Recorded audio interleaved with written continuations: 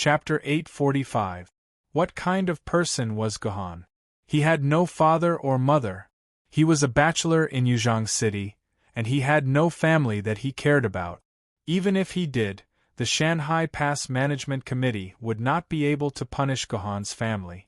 As long as Lu Lei and Lu Shihua were still the chairman of Yuzhong City's Sword Committee and Sword Pavilion Master, then Gohan would be safe in Yuzhong City, and no one would be able to touch his family.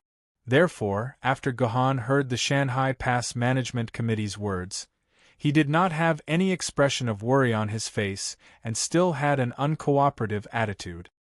He pulled Gu Xuanwu tightly to his side and did not listen to the Shanghai Pass Management Committee's instructions at all as he entered Supreme Sect. How about this? I'll switch places with Gu Xuanwu and let Miss Gu Xuanwu and Brother Gohan go to Supreme Sect together. Seeing this situation, Ku Rakin took the initiative to help. Logically speaking, Ku Rakin's plan was very good and there would be no problem if they followed it. All they had to do was switch places and all the problems would be solved. However, how could the Shanghai Pass Management Committee agree to Ku Rakin's suggestion? Didn't this mean that the Shanghai Pass Management Committee would give in under the threat of Gohan, this troublemaker? Then how would they manage so many sword bearers in the future? So it's a guy with no parents, no wonder he dares to speak so arrogantly here. The owner of the voice seemed to understand the reason for Gohan's fearlessness, so he said in a very mocking tone. If it was a few months ago, Gohan would definitely rush up to find the guy who dared to insult his parents and fight him. However, the current Gohan was quite indifferent to this and treated it as if this person was just farting. Humph, don't think that no one in Shanghai Pass can deal with you. In Guanlo, there are. The voice suddenly stopped mid-sentence. He had wanted to say that there was a team of elite sword-bearers stationed at Guanhua to deal with rebellious troublemakers like Gohan. But just as he was about to speak, he remembered that due to the intense battle in Shanghai Pass, all the members of the Discipline Inspection Committee had been sent to the battlefield. The entire building was actually empty, with only a few people maintaining the basic operations of the building. You shameless bastard! How dare you threaten us with such a despicable method when our Shanghai Pass and the entire human race is in danger? The owner of the voice could no longer remain calm. He was so angry that his tongue began to curl. You rascal, so what if you and your cousin are separated for a while? You're such a selfish bastard. That's right. I can't stand it anymore. How can this kind of person be a *T young genius of the younger generation? Let me, this old man, teach you how to be a proper person. Exactly. That's right. Don't think that just because the people of the Discipline Inspection Committee aren't here that you can be so arrogant. I was a good member of the Discipline Inspection Committee when I was young. Teaching a brat like you a lesson is like killing a chicken with a butcher's knife. Humph, brothers, let's go together. Let's teach this little guy a good lesson and teach him how to be a proper person. Perhaps enraged by Gohan's arrogant attitude, the middle-aged and elderly sword-bearers quickly surrounded Gohan and prepared to teach Gohan how to be a proper person. However, different from the middle-aged and elderly sword-bearers, the younger generation who knew of Gohan's strength did not act rashly. Instead, they stood where they were and did not plan to join in the attack. Good. As expected, the eyes of the masses are sharp. Even your companions can't bear to watch your evil actions. The voice instantly became full of vigor again. Seniors, please be careful when you attack. Although this person is despicable, he is still a human. After capturing him, just use a talisman to seal the sword essence in his body. Lock him up and do not harm his life. These middle-aged and elderly sword-bearers were actually not bad people. Even if the voice did not say anything, they would not really harm Gohan's life. Thus, one of the more prestigious sword-bearers said, "Young man, we do not wish to make things difficult for you. Just surrender and wait for the Discipline Inspection Committee's judgment." Gohan did not speak. Instead, He directly pulled out his Juzi sword. Everyone here are seniors and the pillars of our human race. Now that we have fallen into a dangerous situation for the sake of the survival of the human race, this junior should not have pulled out his sword against you seniors. However, my cousin must be with this junior. Thus, this junior can only offend you. Since that's the case, little guy, if we use the sword essence to fight here, we will expend too much energy. When the time comes, I'm afraid that the Wu people will benefit from it. Why don't we just fight with pure sword skills and not use any skills? Once someone's personal shield is attacked, that person will voluntarily retreat from the battlefield and admit defeat. What do you think? The senior said. That's great. Of course, Gohan agreed. It was just like what the old man said. If both sides fought seriously and used the sword essence to fight, Gohan would not be able to go all out.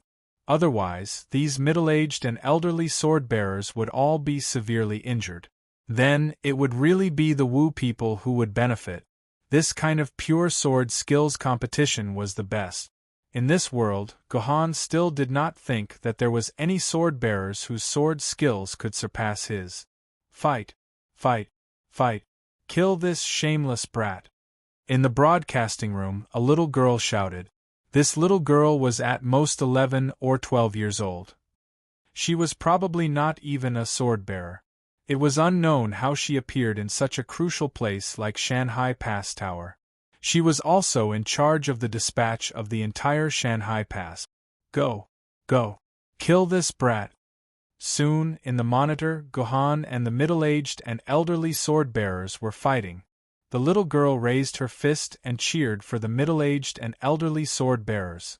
In the beginning, these middle-aged and elderly sword-bearers were still reserved. Only one of them was a famous sword-level swordmistress.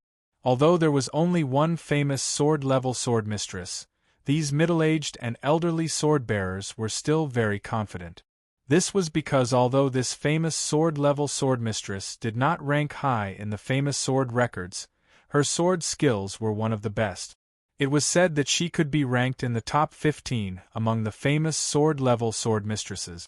Therefore, in these middle-aged and elderly practitioners' minds, this annoying brat was definitely going to lose.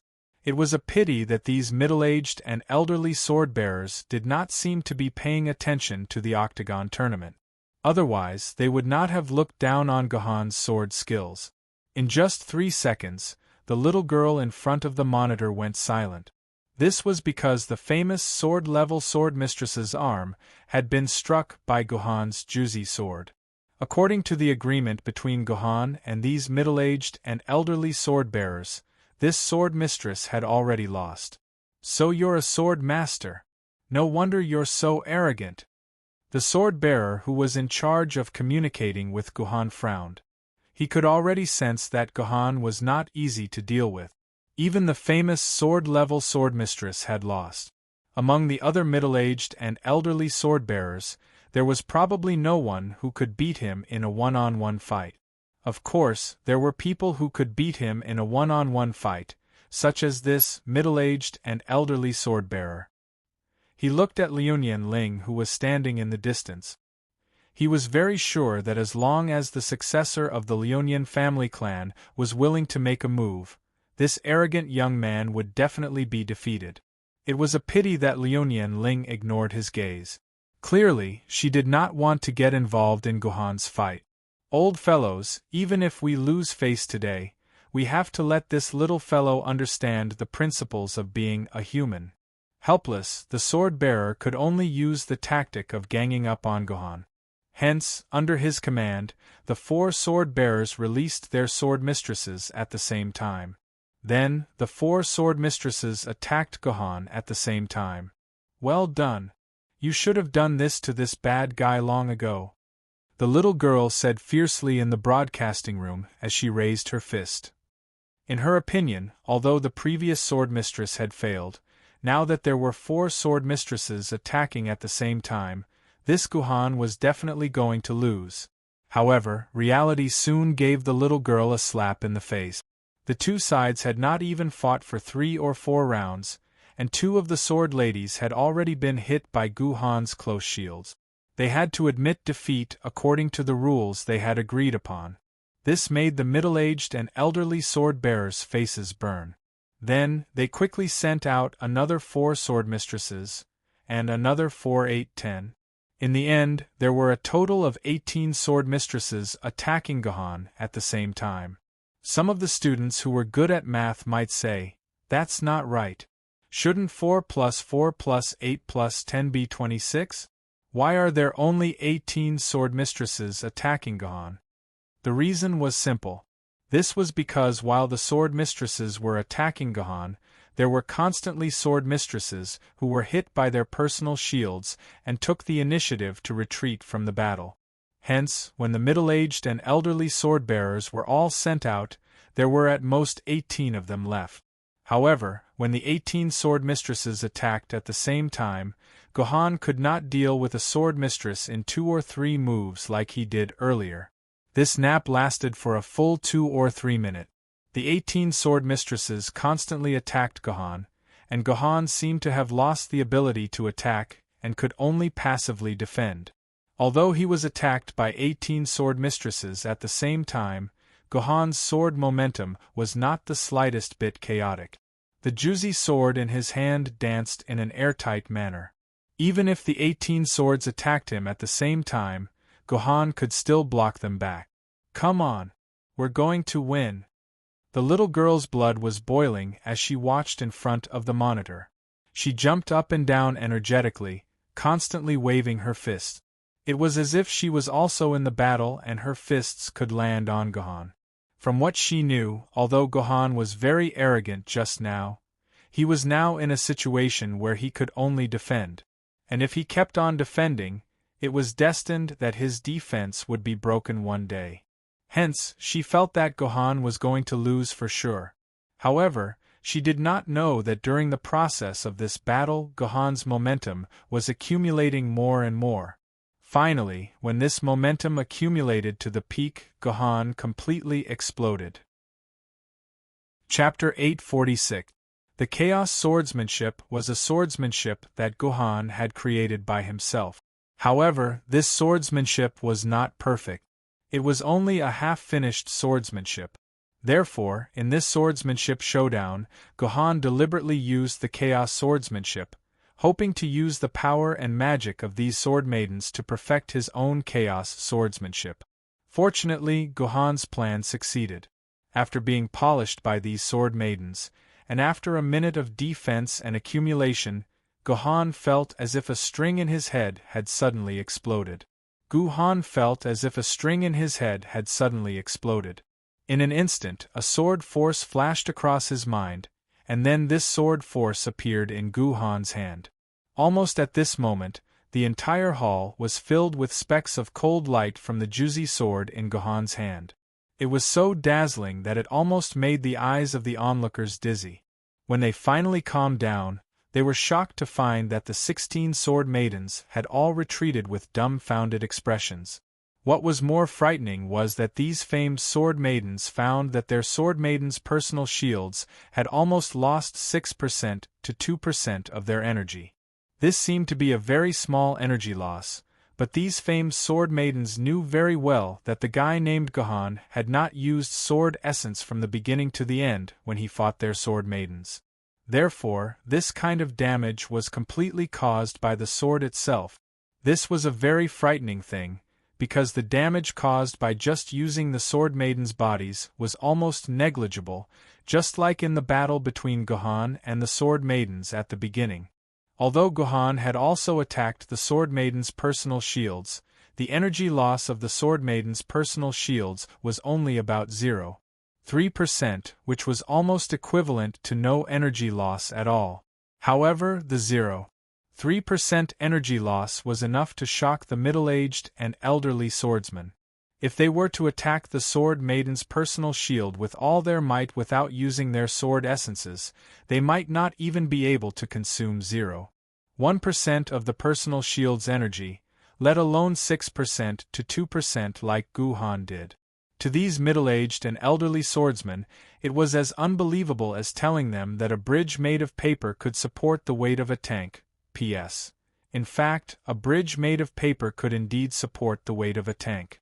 These middle-aged and elderly famed sword maidens were more concerned about the energy loss of their personal shields, but behind them, Liuyan Ling and the other young elites were more concerned about Gohan's last strike, because they did not clearly see the trajectory of the sword and how it was used. "Miss Ling, did you see the knack of this last strike?" "I don't think I saw it clearly," Leslie Dracula whispered in Liuyan Ling's ear. "I didn't see it clearly either." Liuyan Ling's answer was very straightforward, and her voice was not soft either, so her answer was clearly heard by the rest of the younger generation. The way they looked at Gohan instantly changed, and there was already a little bit of awe in their eyes. This is the real Chaos Heaven Splitter. On the other side of the hall, Gu Xianwu was also stunned. She knew this strike. She knew the name of this strike was Chaos Heaven Splitter. She even knew how to use this strike and how to use each step after breaking it down. This was because this was one of the most powerful strikes in the Chaos Sword art. Gu Xianwu spent a total of 3 years to master this strike. After mastering it, she once asked her mother about how she was using it, and whether she had reached the point where she surpassed her father. However, after letting out a long sigh, her mother told her that she had only touched the surface of the sword, not to mention surpassing the master. It was worlds apart from her father's primal Chaos Heaven splitting sword. The difference was like the difference between heaven and earth, like the difference between heaven and earth. Gu Xuanwu naturally did not believe his mother's words. It was only until now, when he saw Gu Han use the primal chaos split the heavens with his own eyes, that he finally understood that what he knew was indeed only the tip of the iceberg. It was not on the same level as the primal chaos split the heavens that Gu Han used. This doesn't count. He's acting shamelessly. He must have used the sword essence. Everyone, don't be fooled by him. Let's teach this stinking brat a lesson together. In the broadcast, the voice kept urging, "And you guys, do you really deserve to be called young elites? Why don't you make a move when you see a person who tramples on the rules of mankind? Could it be that you're in cahoots with him, and want to wallow in the mire with him? Who else wants to give it a try?" Gohan took a deep breath and calmed the surging blood in his meridians. This was the first time Gohan had used this strike, and Gohan himself felt very good. He wanted to find an opponent to fight and vent his surging blood. Unfortunately, after seeing Gohan's abnormal Chaos Heaven Splitter, no one dared to make a move. What a joke! Who would be interested in fighting with this abnormal person? So even though the voice in the broadcast kept urging, no one paid attention to it. The scene was so awkward that one could hear a pin drop. "There's a descendant of the Liuyan clan here. Are you just going to watch this person continue to be arrogant? As the judge of humans, the defender of justice, where has your persistence gone? Hurry up and teach this stinking brat a lesson." "Ow." The little girl started to target Liuyan Ling, trying to provoke Liuyan Ling into making a move. But before she could finish, she seemed to be interrupted by something. At the same time, in the broadcast room, the little girl was listening to someone's reprimand with her head lowered. "Wei Tian, what are you doing? Why haven't the reinforcements I asked for arrived yet?" A manic voice exploded in the little girl's head through the personal terminal, causing Wei Tian to feel dizzy and disoriented. "Dad, this has nothing to do with me. It's that guy called Gohan. He didn't listen to my commands, he insisted." Wei Tian explained, feeling wronged. "I don't care. I'll give you another 10 minutes. If my reinforcements don't arrive in 10 minutes, you'll have to wait to collect your father's corpse." With a snap, Wei Tian's father hung up the phone, leaving Wei Tian with a mournful look on her face. "That bastard. Why aren't you taking your sister and scram to the Tai Wei sect? The rest of you, go to Ziwei sect. Woo woo woo woo, don't worry about me, let me cry for a while." After Wei Tian finished speaking to the broadcast, she began to cry. And when she said this, because Wei Tian's hand accidentally hit a button, it turned off a certain switch. Therefore, when this sentence spread out, it was no longer the vigorous and thick male voice from before, but the voice of an authentic little girl. It turned out that Wei Tian had been using a voice changer to speak. At the same time, because Wei Tian didn't plan to turn off the broadcast, the people in the hall were immersed in the pitiful cry of a little girl. So, although the remaining people didn't dare to make a move against Gohan, they all looked at Gohan with disdain, as if blaming Gohan for making a little girl cry. Gohan's face also turned cold. Then, with a rare silence, Gu Xuanwu took the lead and entered the Taiwei sect. "You've finally come in, I'm about to die of anxiety waiting here." After Gohan and the 20 famed sword-rank sword-bearers who were assigned to the Taiwei sect entered the Taiwei sect, they found that the inside of the sect was also a tunnel. However, this tunnel was far longer than the tunnel at the entrance. When Gohan walked out of the tunnel, he found that he seemed to have entered the interior of a vehicle, and inside, there was already a man who was covered in injuries waiting for him. He said to Gohan, "This is a star shuttle?" Gohan observed the interior of this vehicle, and came to this conclusion. Yes, this is a star shuttle, a vehicle that can only be used in the Zhou-Tian star battle formation. The man with injuries said, and at this time, the last sword-bearer also entered the star shuttle. So, the man pressed a button next to him, and the door of the star shuttle slowly closed. Then, the entire star shuttle flew out at an extremely fast speed. Gohan had long heard of the famous star shuttle. The star shuttle's flying speed was extremely fast. It was said that it could reach a terrifying speed of 5,000 kilometers per hour.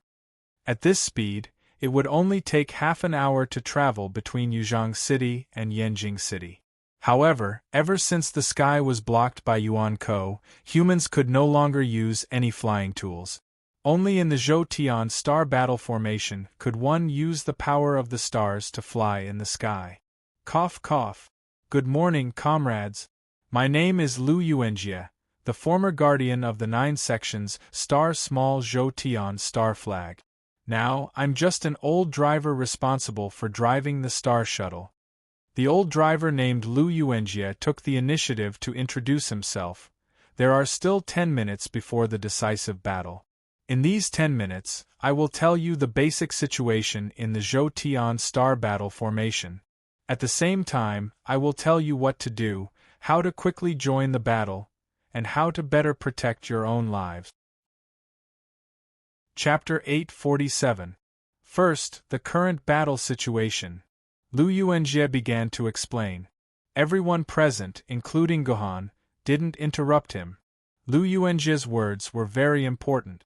Every word could be related to their lives, so Gohan and the others couldn't miss a single word. The Wu people launched a surprise attack on the Zhou-Tian star formation's Sun Star Formation at 5 p.m. yesterday.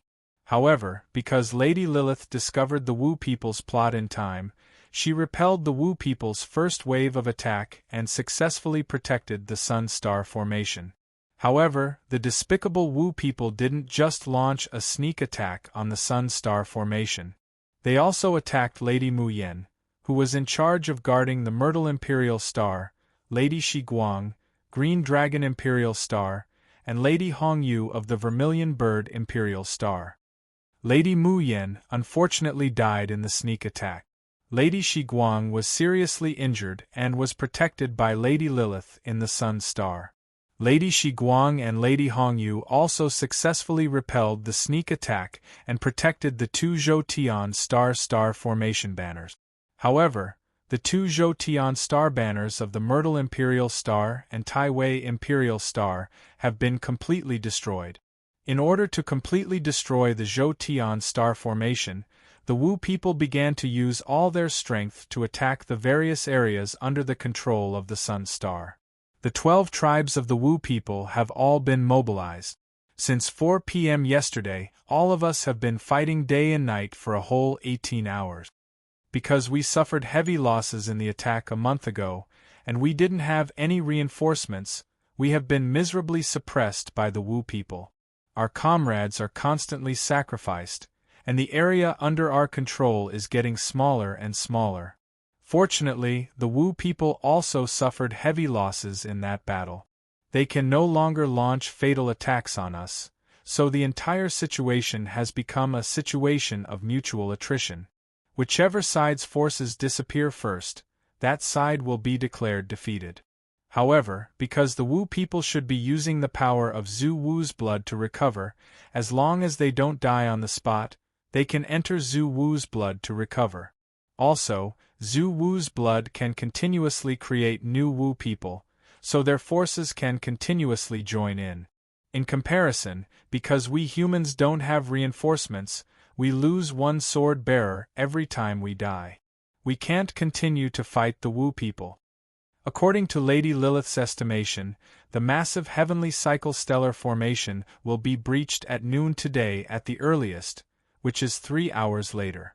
When that happens, we humans will face a catastrophe. Now, besides the Sun-Star Formation I, the formation, the Zhou-Tian Star, and the Zhou-Tian Imperial Star have been broken through. Only the Azure Dragon and Imperial Star and Taiwei Star are. On the other hand, the sorcerer race's main target was the Vermilion Bird Imperial Star. When I left the battlefield, there were less than 300 minor heavenly cycle star banners left in the Vermilion Bird Imperial Star. The number of minor heavenly cycle star banners was continuously decreasing, and I estimated that there were only 250 or so left. Once the regions controlled by these 250 minor heavenly cycle star banners disappear, the Vermilion Bird Emperor Star will be completely breached, and the entire heavenly cycle star formation will be finished. After about 5 minutes, Lu Yuanjie finally finished explaining the current situation. To put it simply, the most intense battle was on the Imperial Star. As long as the area controlled by the Imperial Star was destroyed, the entire Zhou-Tian Star formation would also be destroyed. Then, the 12 Zhu Wus would break free, and the human race would be finished. That means that our current goal is to save the Vermilion Bird Imperial Star. As long as we can protect the Vermilion Bird Imperial Star, the entire heavenly cycle star formation will also be safe. An elderly sword wielder said. That's right, so our next goal is to go to the Imperial Star and help the swordsmen there fight against the Wu people. We'll suppress the arrogant Wu people. Lu Yuanjie nodded. I have a question, Leslie Dracula said. Since we're going to save the Imperial Star, what's the point of us going through 4 different gates?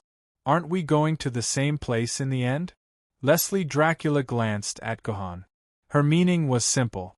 She was looking down on Gohan. Gohan, in order to enter the same gate as his cousin, worked with more than 30 swordsmen at the same time. In the end, it was all a waste of time. Even if they entered different gates, they would still end up in the same place. It's not that simple. Gohan looked at Leslie Dracula. If it's really what you think, we can all go to the Vermilion Bird Gate. Why do we have to go through 4 different gates and take different star shuttles? I think one star shuttle can fit more than 100 people at the same time. This little brother sure has a clear mind. This star shuttle was parked quite a distance away from the hall where the battle had taken place. After all, Gohan and the others had been walking for a long time, so Lu Yuanjie didn't know what had happened in the hall.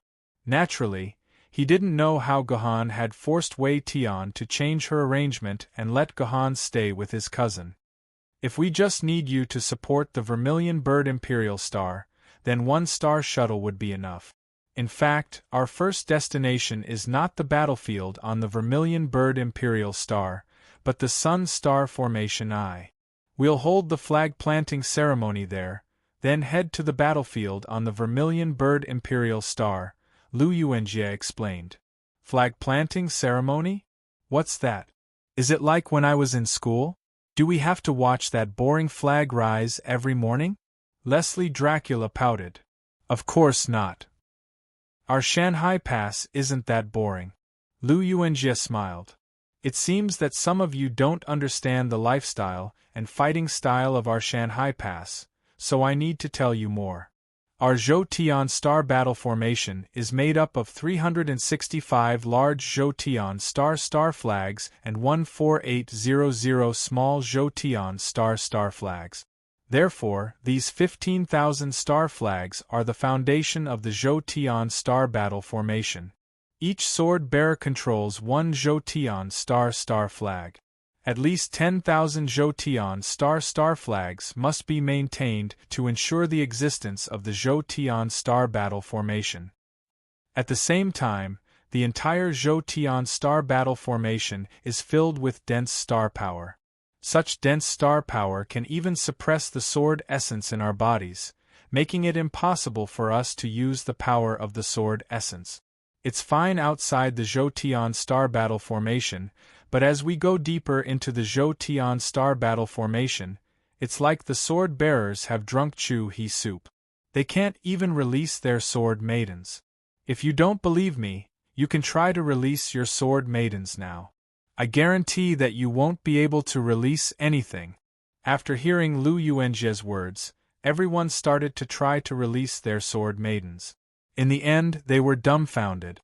Just as Lu Yuanjie said, their sword maidens couldn't be released at all. How can this be? How are we supposed to fight in the Zhou star battle formation? A sword bearer asked anxiously.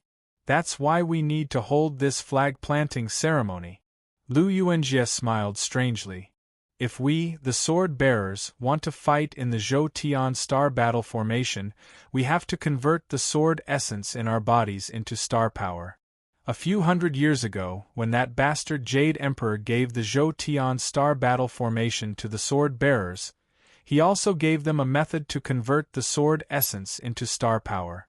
That is, insert the Zhou star battle formation into your purple palace and use the power of the Zhou star battle formation to convert the sword essence in the sword bearer's body into star power.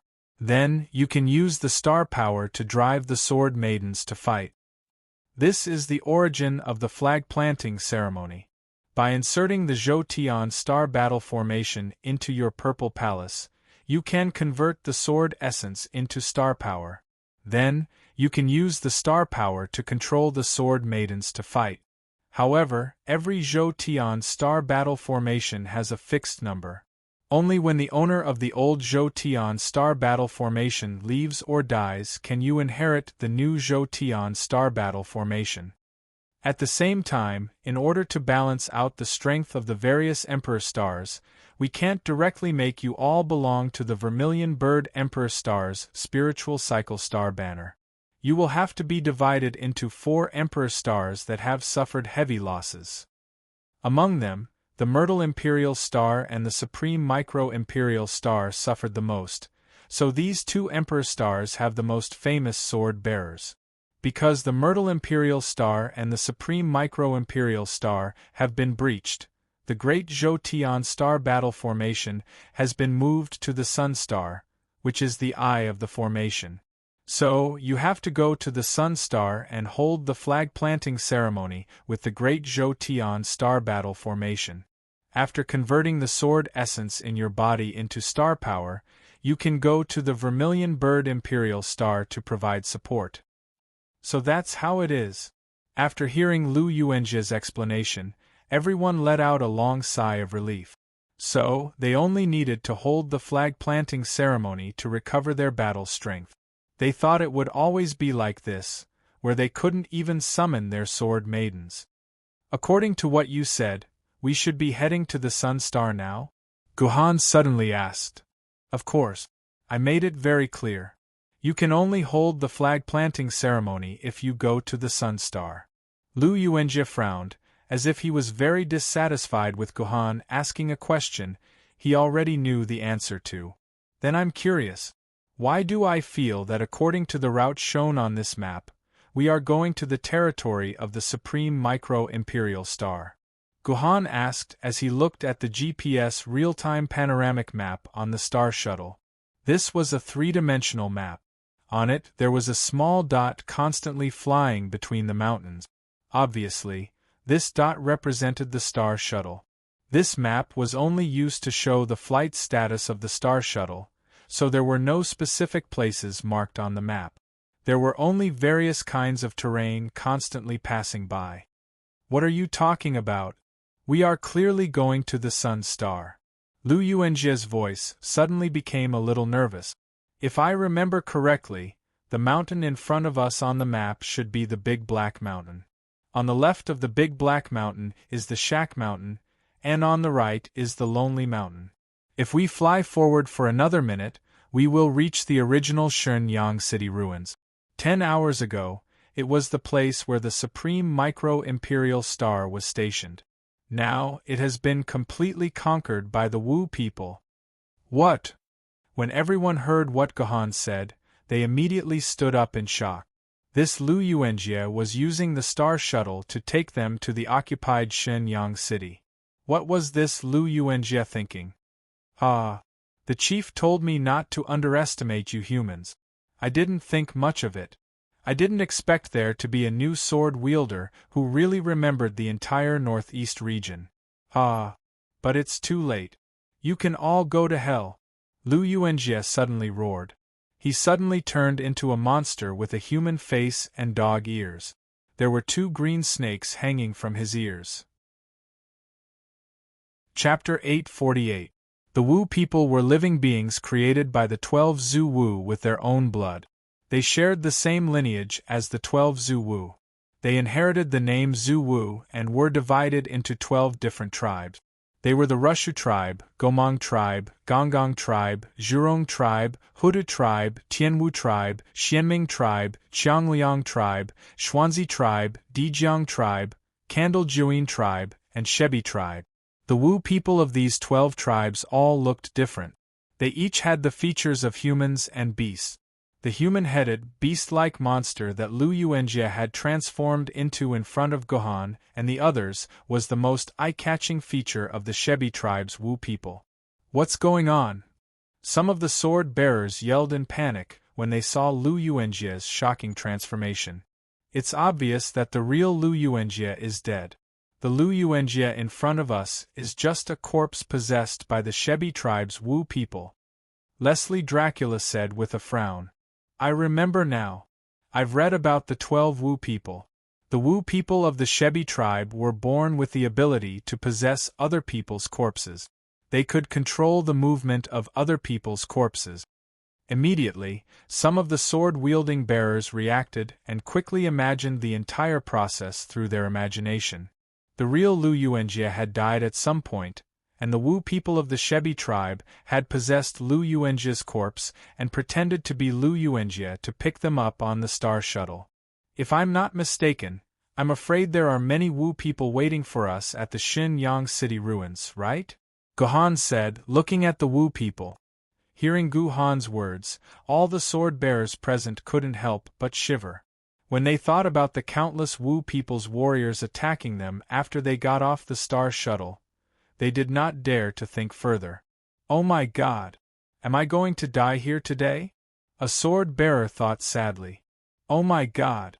I can't believe that my first day in Shanhai Pass would be the day of my death. I really can't accept this. More than one person had the same thought. Ha ha ha ha! After restoring his real body, Wu people Lu Yuanjie's voice was no longer the standard human Mandarin. Instead, it had a strong sense of dialect like a foreigner speaking Chinese. You think too much. There aren't many warriors of the Wu people's clan waiting for you. To deal with you, only 2 strong warriors of the Zhu Rong clan are enough. Ha! This Wu people laughed crazily. Are you telling the truth? There are only 2 Wu people waiting for us down there. Hearing that there were only 2 warriors from the Wu people's tribe waiting for them, these sword-bearers immediately let out a sigh of relief. What kind of joke was this? 2 insignificant warriors of the Wu people's tribe wanted to deal with 20 famed swordsmen? Wasn't this a huge joke? Everyone, don't be fooled. This Wu people must be lying to us. There can't only be 2 Wu people down there. There must be thousands of soldiers waiting for us down there. Immediately, a middle-aged and elderly sword-bearer reminded the others. Pooh! Lu Yuanjie spat at the sword-bearer. Don't be so full of yourself. 2 warriors of the Wu people's tribe are enough to deal with you. Do you still think that you are the powerful sword-bearers outside the Zhou Tian Star Battle Formation? Don't forget, you are deep inside the Zhou Tian Star Battle Formation, and none of you have held the flag-planting ceremony. Therefore, you are just ordinary humans. Maybe I won't even have to deal with the 2 warriors of the Zhu Rong clan. I can kill you all by myself. Lu Yuanjie of the witch tribe opened his strange mouth and laughed. Through his mouth, the sword-bearers were surprised to find that there was not only 1 tongue in his throat, but a total of 3 tongues swaying in his mouth. It was a creepy sight. Then, Lu Yuanjie of the sorcerer tribe quickly stretched out his 3 tongues. Like 3 agile pythons, they instantly wrapped around the necks of the 3 sword-bearers. The sword-bearers subconsciously wanted to release their sword ladies. However, when they grabbed the hilts of their sword ladies, they suddenly remembered that their sword elements had been suppressed by the power of the stars in the Zhou Tian Star Battle Formation. They couldn't release their sword ladies at all. At the same time, Lu Yuanjie's tongue began to shrink, like 3 strands of white silk, trying to strangle the 3 sword-bearers to death. The 3 unlucky sword-bearers instinctively grabbed at the tongue that was wrapped around their necks, trying to pry it loose, but it was destined to be futile. After losing their sword essence, their bodies were at most at the level of an ordinary person. Their opponent was a Wu people. Although they didn't know what level this Wu people was at, even a junior magus, the lowest level among the Wu people, was equal to the tiger level Yuan Ko. These 3 sword-bearers, who had returned to the level of ordinary humans, couldn't pry them off at all. Everyone, let's save them. The other sword-bearers immediately moved. Although they couldn't release their sword ladies, they could still fight with their swords. In a split second, over 10 sword ladies hacked on Lu Yuanjie's tongue. Although these sword-bearers only had the strength of ordinary humans, the sword ladies themselves could cause a lot of damage to the Wu people. The 3 tongues were immediately slashed with many wounds, and some of them even had small cuts. The pain made Lu Yuanjie's expression contort. Yes, our attacks are working. Everyone, continue to attack these tongues, the sword-bearers said excitedly. However, after suffering once, how could Lu Yuanjie of the Wu people suffer a second time? So, when these sword-bearers were about to attack again, Lu Yuanjie of the Wu people's Lu Yuanjie's body suddenly released over 10 air blades. These air blades weren't very powerful, and these famous swords-level sword-bearers wouldn't care about them at all. Even if these air blades hit their bodies, they wouldn't even consume 1% of the energy of their personal shield. But these sword-bearers forgot that they no longer had their personal shields. Therefore, the air blades directly slashed the bodies of the sword-bearers, cutting a hole in their clothes and leaving streaks of blood on their bodies at the same time. The injured sword-bearers all wailed in anguish, and the sword maidens in their hands also fell to their knees involuntarily. Ha ha ha ha ha! You useless sword-bearers, without your sword ladies, without your personal shields, you're not even worth a fart. Lu Yuanjie of the witch tribe shouted crazily, but his words deeply hurt the hearts of the sword-bearers. Just as he had said, after losing the power of the sword lady, these sword-bearers who usually held high positions behaved worse than ordinary people.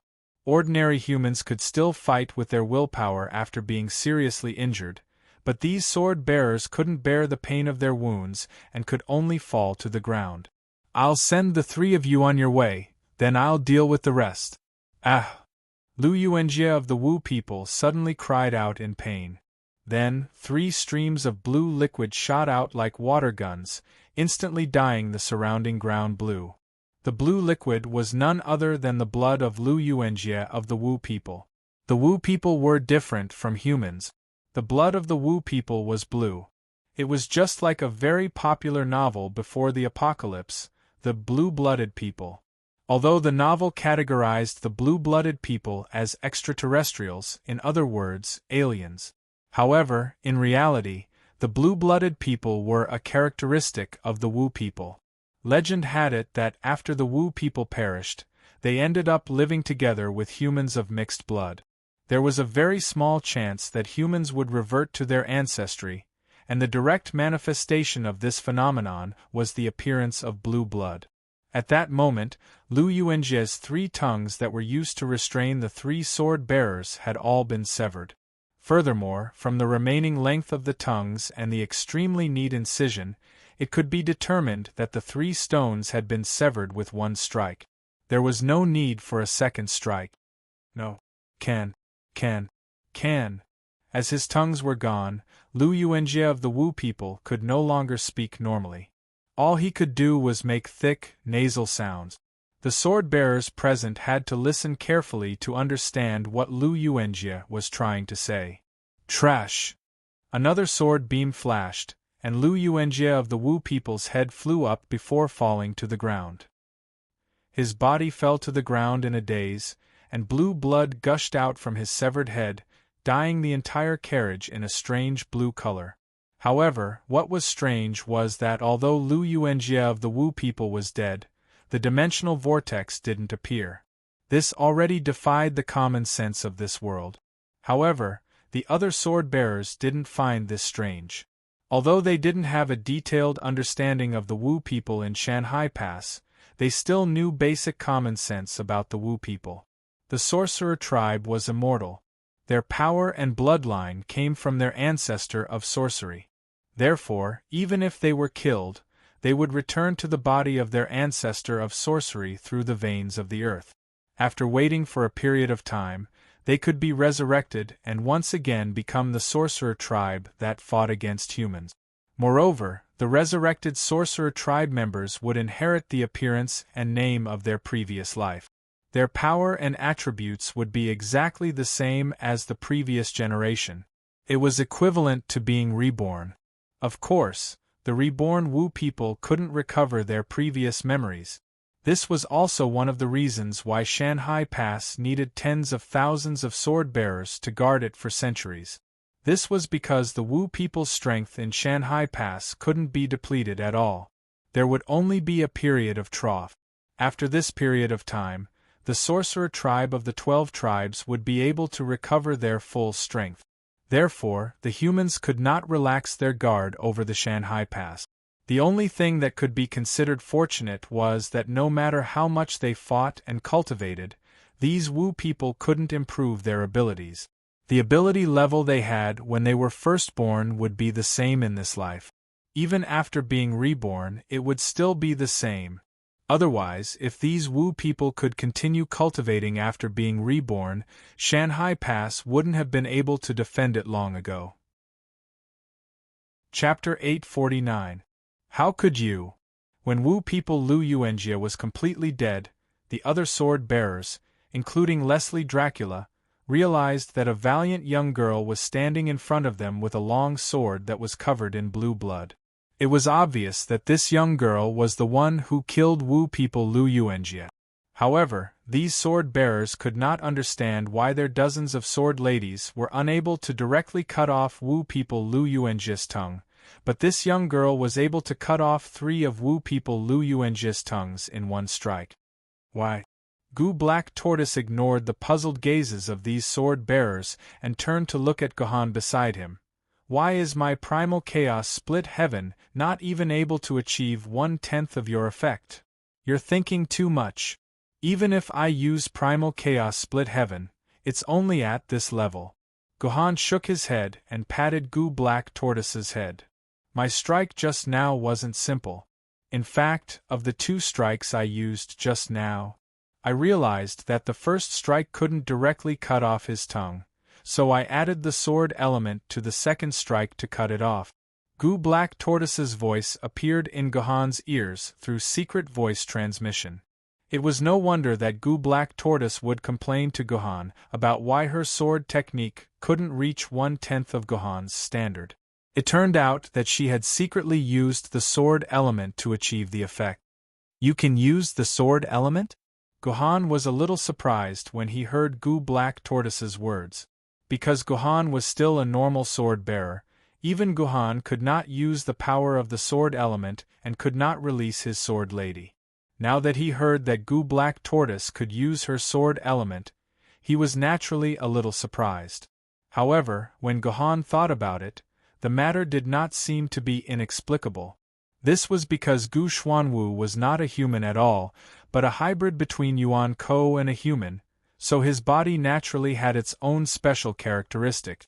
Moreover, as the only person in the world who could synchronize with the sword lady and possess the sword essence, the Gu Xuanwu must have a very special setting that even Guhan did not know about. Perhaps this setting included the Gu Xuanwu being able to use the sword essence in the Zhoutian star formation. I don't know why either, but I feel that the sword essence in my body isn't affected at all. It's the same as usual. Gu Xuanwu said through sound transmission, "Please don't change the topic. Tell me quickly, why is it that even though we are using the same sword technique, my power is not even 1/10 of yours? Judging from your sword technique, although there is a gap between us, the gap is not big. It won't affect me too much." Guhan began to analyze, however, my chaos sword art is not as simple as a simple sword art. Instead, it is a set of sword arts formed by the fusion of many other sword arts and my life's comprehension.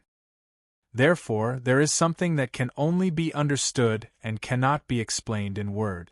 You're saying that I lack this thing that can only be understood and cannot be explained.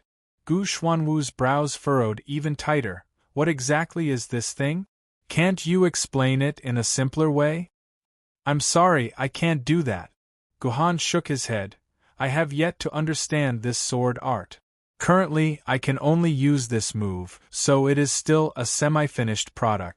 I have yet to understand the thing inside, so how am I going to teach you? You liar.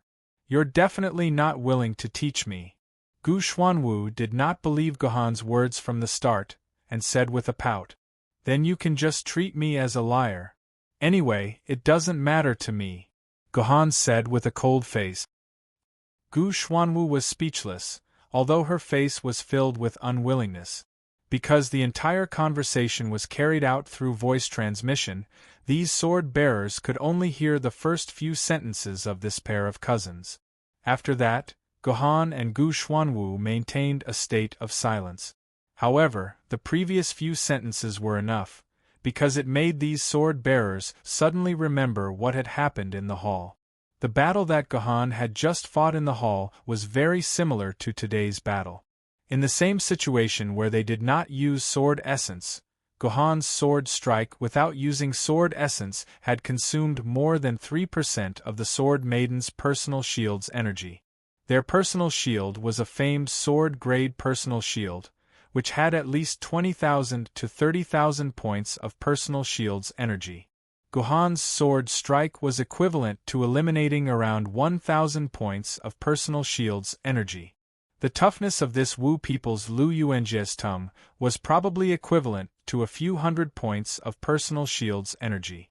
Gu Xuanwu was Guhan's cousin, so she must have also learned Guhan's sword technique. Therefore, it was not strange for her to be able to cut off the Wu people's Lu Yuanjie's tongue with a single strike. Of course, these sword-bearers were also curious about something. They were curious about the sword technique that Gu Xuanwu had just mentioned, Primal Chaos Heaven Splitter. Obviously, this was the name of the sword technique that had just been used. These sword-bearers could not help but feel a surge of desire towards Primal Chaos Heaven Splitter. If they could also learn this technique, they would undoubtedly have a great ability to protect their lives in the upcoming battle. These sword-bearers looked at Guhan with fervent gazes, as if they really wanted to learn the sword technique called Primal Chaos Heaven Splitter from Guhan. However, before these sword-bearers could speak, they discovered that the star shuttle had begun to tremble violently. At the same time, through the scenery outside the window, they could see that the star shuttle's position was continuously descending. Clearly, the star shuttle had entered a state of descent. Not good. The star shuttle is about to land. We will soon be surrounded by the Wu people. One of the sword-bearers wailed. Then, the atmosphere that had calmed down after killing the Wu people's Lu Yuanjie with much difficulty returned to a tense atmosphere. They were afraid that the moment the door of the star shuttle was opened, countless warriors of the wizard tribe would rush in and tear them into pieces after they lost their sword lady. Go to the pilot's seat. Hurry up and control the star shuttle. Let the star shuttle fly again and fly to the Sun Star Array I. The sword bearers immediately rushed to the pilot's seat, wanting to control the star shuttle again. However, when they saw the pilot's seat with their own eyes, they were all dumbfounded.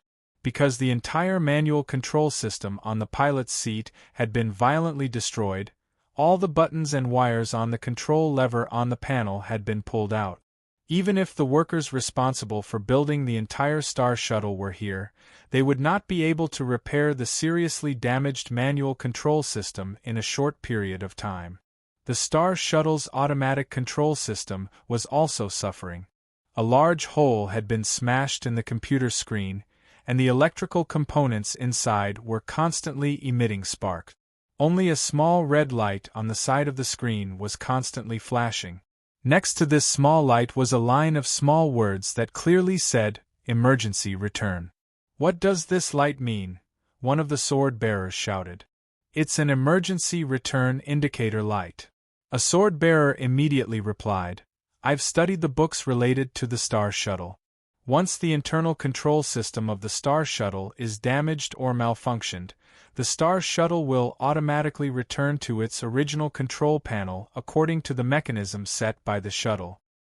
This is a star shuttle that belongs to the Supreme Star, so this star shuttle is returning to the Supreme Star's control panel." One of the sword bearers said in panic, "Don't you understand?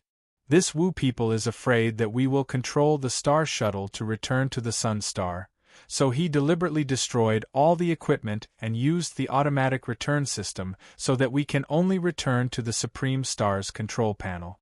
"That's right. No wonder he kept telling us about the situation of the battle and that stupid flag-planting ceremony. At first, I really thought that he wanted us to understand what happened in Shanghai Pass, so I listened very carefully and didn't look around in detail.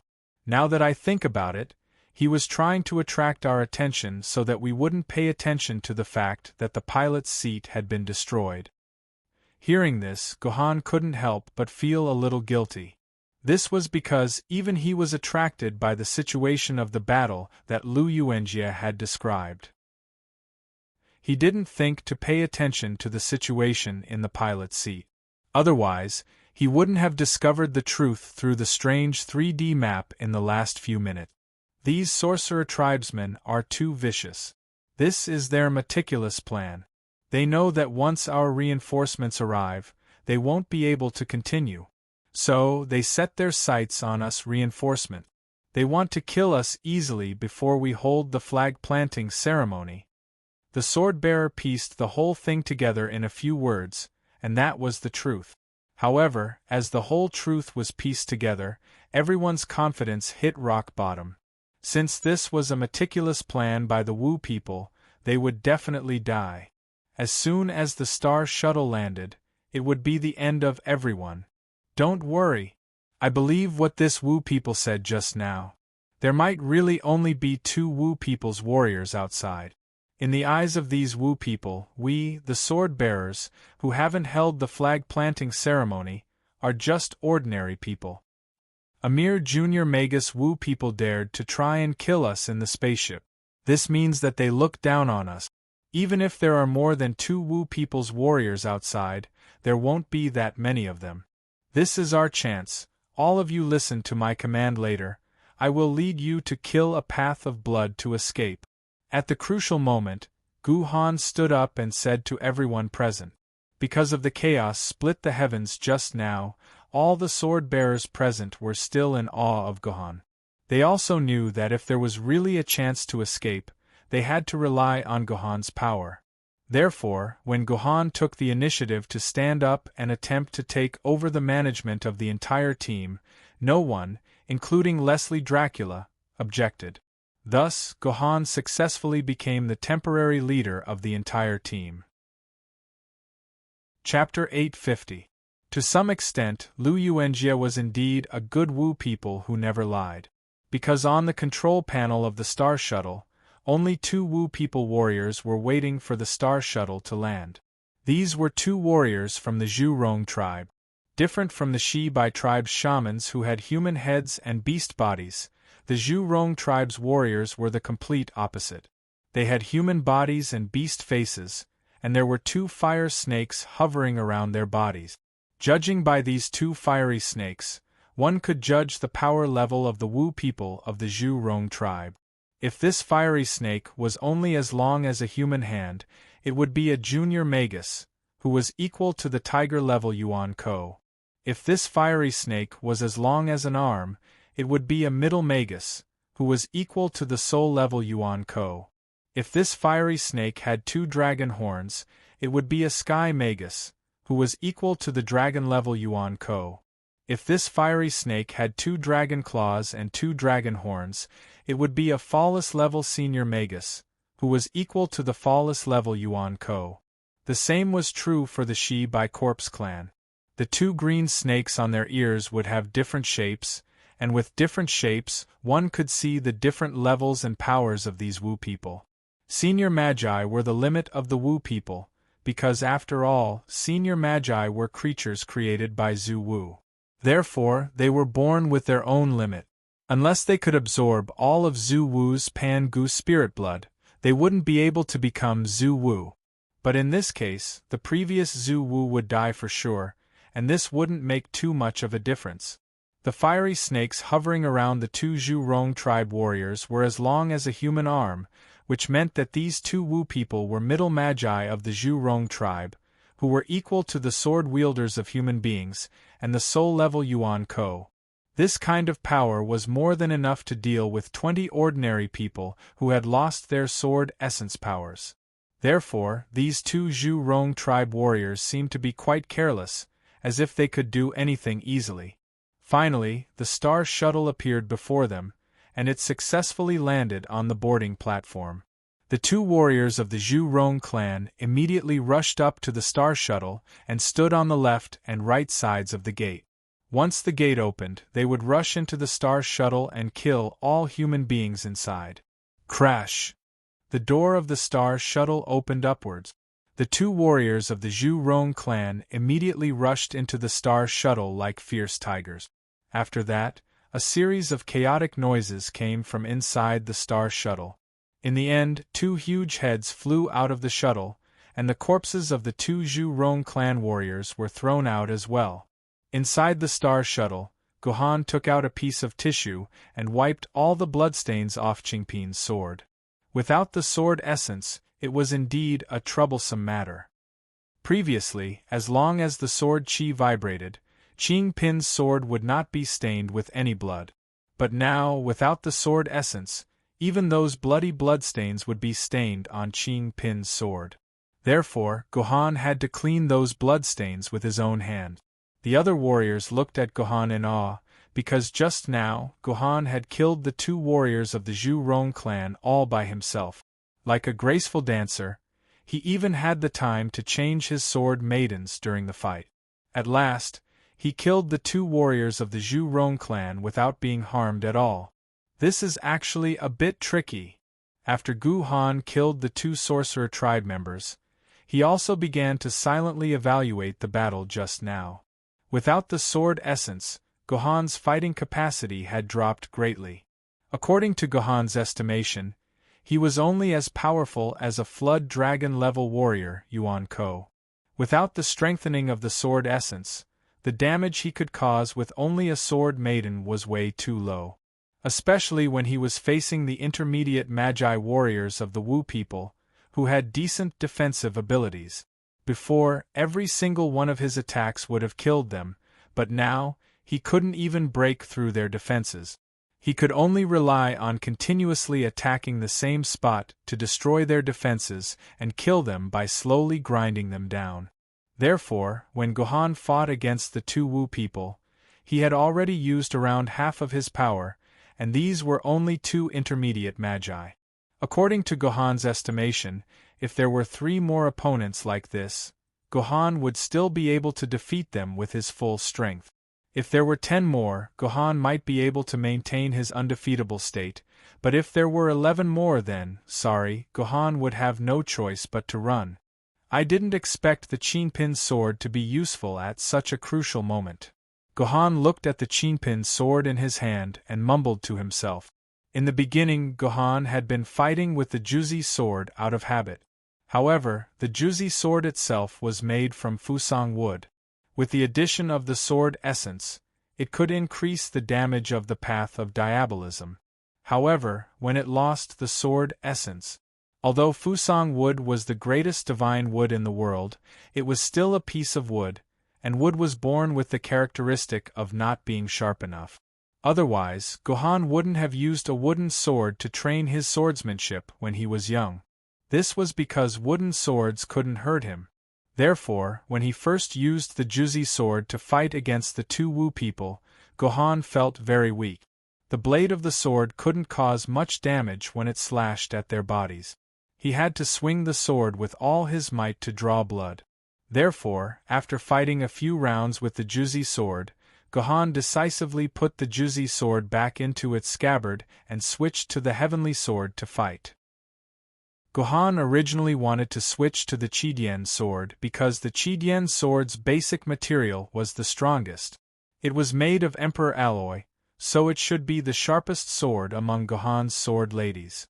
Furthermore, due to the existence of dimensional nodes, as long as Gohan was willing, he could attack the other party's dimensional nodes and create a dimensional vortex to send these Wu people back even without any sword essence. However, it seemed like these Wu people wouldn't produce a dimensional vortex after they died. From the looks of it, the special effects of the Chidian sword wouldn't work on the Wu people. However, the problem was that the Chidian sword and the Juzi sword looked identical. The only difference was that the colors were black and white. As the entire battle was being watched by the other practitioners, they would definitely be curious as to why Gohan had 2 sword ladies that looked identical but had different colors. Therefore, unless it was an emergency, Gohan didn't wish to use the Chidian sword to avoid unnecessary trouble. Therefore, the heavenly sword became the best choice. In terms of sharpness, the heavenly sword naturally far exceeded the Juzi sword. Gohan didn't need to use any strength to leave a bloody mark on his opponent's body. This way, Gohan's battle was much easier than before. Most of the damage suffered by the 2 Wu people was caused by the heavenly sword. However, when Gohan wanted to kill the 2 Wu people with the heavenly sword, Gohan suddenly heard Chinpin's voice. Chinpin seemed to be using her usual soft voice to urge Gohan to kill the 2 Wu people. Although Gohan didn't know why he heard Chinpin's voice, it didn't stop him from testing according to the voice. Therefore, Gohan switched the heavenly sword to Chinpin's sword. The blade of the sword lightly swung and cut the 2 Wu people's severely injured necks, sending them to their deaths. When the 2 heads flew into the air, Gohan seemed to feel something seeping into the blade of Chinpin's sword. What should we do now? Seeing the 2 Zhu Rong warriors, who had ambushed them, die, the other sword-bearers on the scene let out a long sigh and couldn't help but ask one question: what should they do now? What else can we do? Of course, we have to find a way to get to the sun. Leslie Dracula pouted. Are we supposed to wait for death here? We don't have to wait for death here. Another older swordsman stroked his beard and said, I looked around just now and realized that there are no other witch tribesmen around this landing stage. This place is surprisingly deserted. Therefore, I believe that most of the Wu people have gathered at the front line of the Vermilion Bird Imperial Star and are fighting with the practitioners there. If we leave this place now and head to the Sun Star, we'll have to go through the place where the Shaman tribe has the most people among the 5 tribes, and we'll have to go through the back of the Shaman tribe. I don't even need to think to know that normal people like us who have lost our sword essences will definitely be chopped into minced meat by those crazy shamans in an instant. We'll just be going to our deaths if we head to the Sun Star now. Therefore, I suggest that we stay near the landing platform. When our practitioners win, they will naturally come and take back the area suppressed by the Supreme Star. We will be safe when we meet up with those practitioners. The swordsman's words resonated with the others. It did sound like the safest plan. Humph. What if we practitioners can't win in the end? Leslie Dracula suddenly asked. How can we not win? Our Miss Ling should have reached the sun by now. With Miss Ling and her invincible billion sword technique, how can we humans lose? Victory will belong to us humans, the practitioner said proudly. He was clearly very confident in Liunian Ling. Leslie Dracula pulled at her hair helplessly. Although I agree with you, as long as Miss Ling reaches the sun, victory will belong to us humans. The problem is, what if Miss Ling can't reach the sun like us? Silence, a deathly silence, little girl. You can eat whatever you want, but you can't say whatever you want. What did you mean by that? The elderly practitioner asked with a trembling body. Chapter 851. Do you think that the Wu people would only target our team? Leslie Dracula asked with a bitter smile. I might not know about the others, but Ling's team suffered the same fate as ours. However, Ling's team suffered the same fate as us, or perhaps even worse than us. That's impossible. How could you possibly know about this? The sword-bearer was so frightened that he took a step back. Then, he shouted angrily, Don't think that I'm a fool. Don't try to lie to me. I know about the Great Star Formation. The human quantum network can only be used in areas that have been successfully suppressed by the Great Zhou Star's star banner. It's impossible to use personal terminals to communicate in areas that have been breached. How could you possibly know about Miss Ling's situation? Of course I know. Leslie Dracula raised her wrist and revealed the personal terminal on her hand. She said with a gloomy expression, My An Ling's personal terminals are different from yours. Besides using the quantum network, our personal terminals can also rely on a special method to communicate.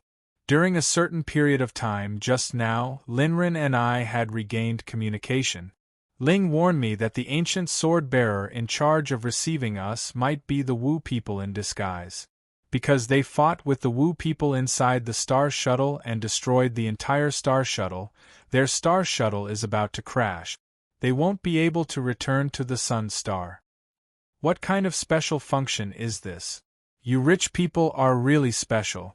Even your personal terminals are different from us lowly commoners, the sword-bearer said sourly.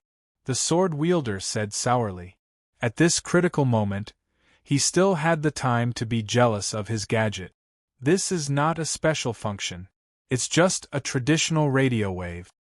Guhan walked in front of the sword-bearer and said calmly, This is the science and technology before the apocalypse. There's not much technical difficulty. If you're willing, I can install this on your personal terminal now. That won't be necessary. Looking at Guhan's calm eyes and recalling his sharp sword skills, the sword-bearer could not help but feel his heart shrink. He obediently retreated. Miss Leslie Dracula, can you still contact Ling? Guhan turned to Leslie Dracula and asked. I can't contact her now. Leslie Dracula shook her head. Linlin and I only had a short communication for less than 30 seconds. After that, the communication was forcibly cut off, and I never got in touch with Linlin again. When did this happen? Guhan asked again. About 5 minutes ago, when you were fighting with the shaman tribe of the Shebi Corpse tribe, Leslie Dracula replied readily. I get it. The strength of communication between radios is determined by the distance between the two parties. The reason you were able to communicate with Linen for 30 seconds is because we should have been very close to Linen during those 30 seconds.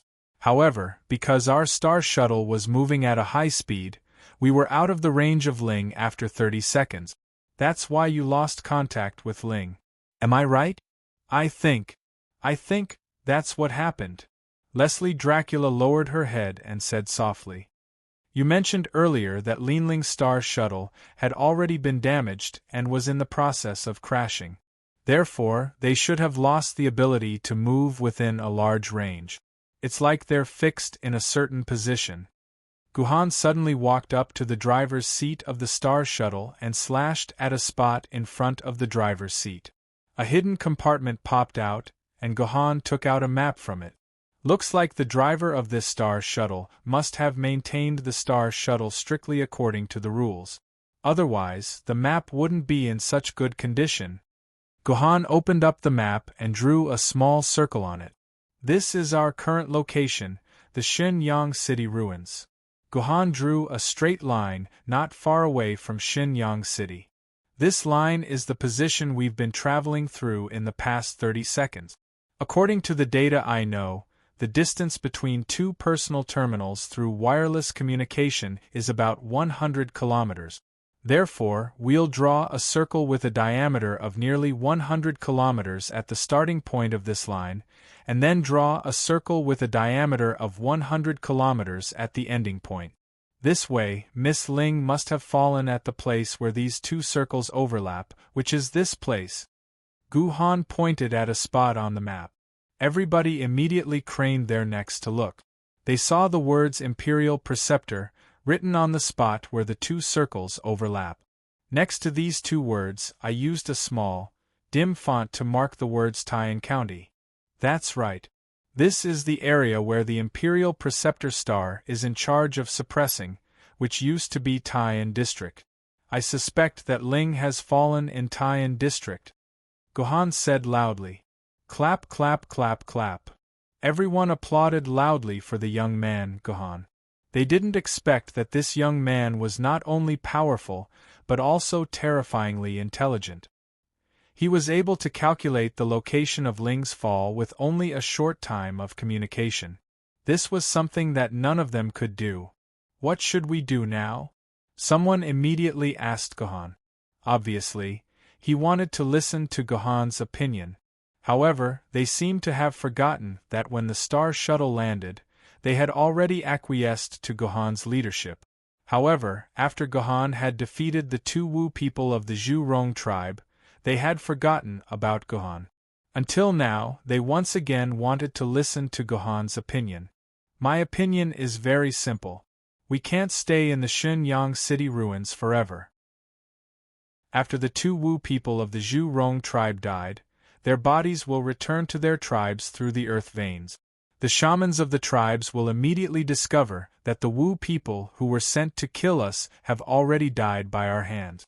Therefore, I believe that before long, they will arrange for more sorcerer warriors to come and kill us. Therefore, if we continue to stay here, we will definitely die. Everyone couldn't help but nod when they heard Guhan's words. They had to admit that Guhan's words were very reasonable. Staying here was indeed a dead end. Of course, just like what that senior was worried about, if we directly charge towards the sun, we will also die. So, the only thing we can do now is to increase our strength as quickly as possible and meet up with Ling and the others who have fallen in Taiyan District. The Lunyan family is the most powerful family in the world. They might have a way to recover our strength. Even if they don't have such a way, it will be safer with more people. So, my suggestion is very simple. We will immediately head to Taiyan District and find a way to find Ling's team. Then, we will meet up with Ling and think about the next step. Guhan gave his suggestion. Agreed. That's right, this is indeed the best idea. I have no objections. After all, these people trusted the Lunyan family more. So, when they heard that Guhan wanted to meet up with Liuyan Ling first, they immediately agreed.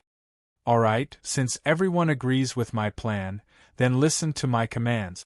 Pack your things first, then leave the star shuttle together and head to Taiyan District. Unexpectedly, just as Guhan finished speaking, another disharmonious voice sounded out. Although your plan is not bad, why should we old guys listen to the commands of a junior? A middle-aged swordsman said unhappily. The amount of salt we've eaten together is more than the amount of rice you've eaten. Our experience and knowledge naturally far surpass yours. Furthermore, you juniors are careless and have no patience at all. You also don't pay attention to some details. On the other hand, us old fellows are naturally more comprehensive and thorough in our considerations. We also have more combat experience, so I think it's better to leave the commanding authority to us old fellows. You two juniors just need to listen to our commands and fight. This middle-aged swordsman wanted to seize the command by saying that they lacked experience and wanted Gohan to listen to their commands. What a joke! Gohan laughed coldly as if he had heard the funniest joke in the world. What do you mean by eating more salt than rice? The amount of rice in a meal is thousands of times more salt. Are you all also thousands of times older than me? Are you all going to eat 3 taels of salt in a meal? Fine, I will give each of you 3 taels of salt later. If anyone can eat 3 taels of salt in a meal, I will listen to his command. Immediately, all the old guys were speechless. Who the hell could eat 3 taels of salt in a meal? If they really ate it, they would probably be dehydrated. Listening to Gohan's words, young people like Leslie Dracula felt very satisfied. Because almost all young people were taught by the old with words like, "I've eaten more salt than you've eaten rice," or "I've walked more bridges than you've walked on roads." Generally speaking, young people couldn't refute it. Until now, when they heard Gohan's sharp rebuttal, they felt so comfortable that it was as if they had been slaughtered. Also, who is going to command me? Who is going to come out and fight? Could it be that there are 18 mouths that can order me and my cousin around? Gohan's sharp mockery caused the entire star shuttle to become even quieter. Forget it, I can't be bothered to care about your lives. If you are willing to listen to my command, then follow me now. If you don't want to listen to me, then go do whatever you want. You walk your open road, I walk my single log bridge. I want to see if the salt you've eaten can make you live a little longer. With that, Gohan directly left the star shuttle with Gu Xuanwu. Wait for me. I will resolutely listen to Comrade Gohan's command. Leslie Dracula immediately followed behind Gohan and left together with him. The remaining 17 middle-aged and old swordsmen looked at each other in dismay, and then uniformly rushed out like a swarm of bees. Although their face was completely ruined by this junior, compared to their own lives, face was not important. Chapter 852.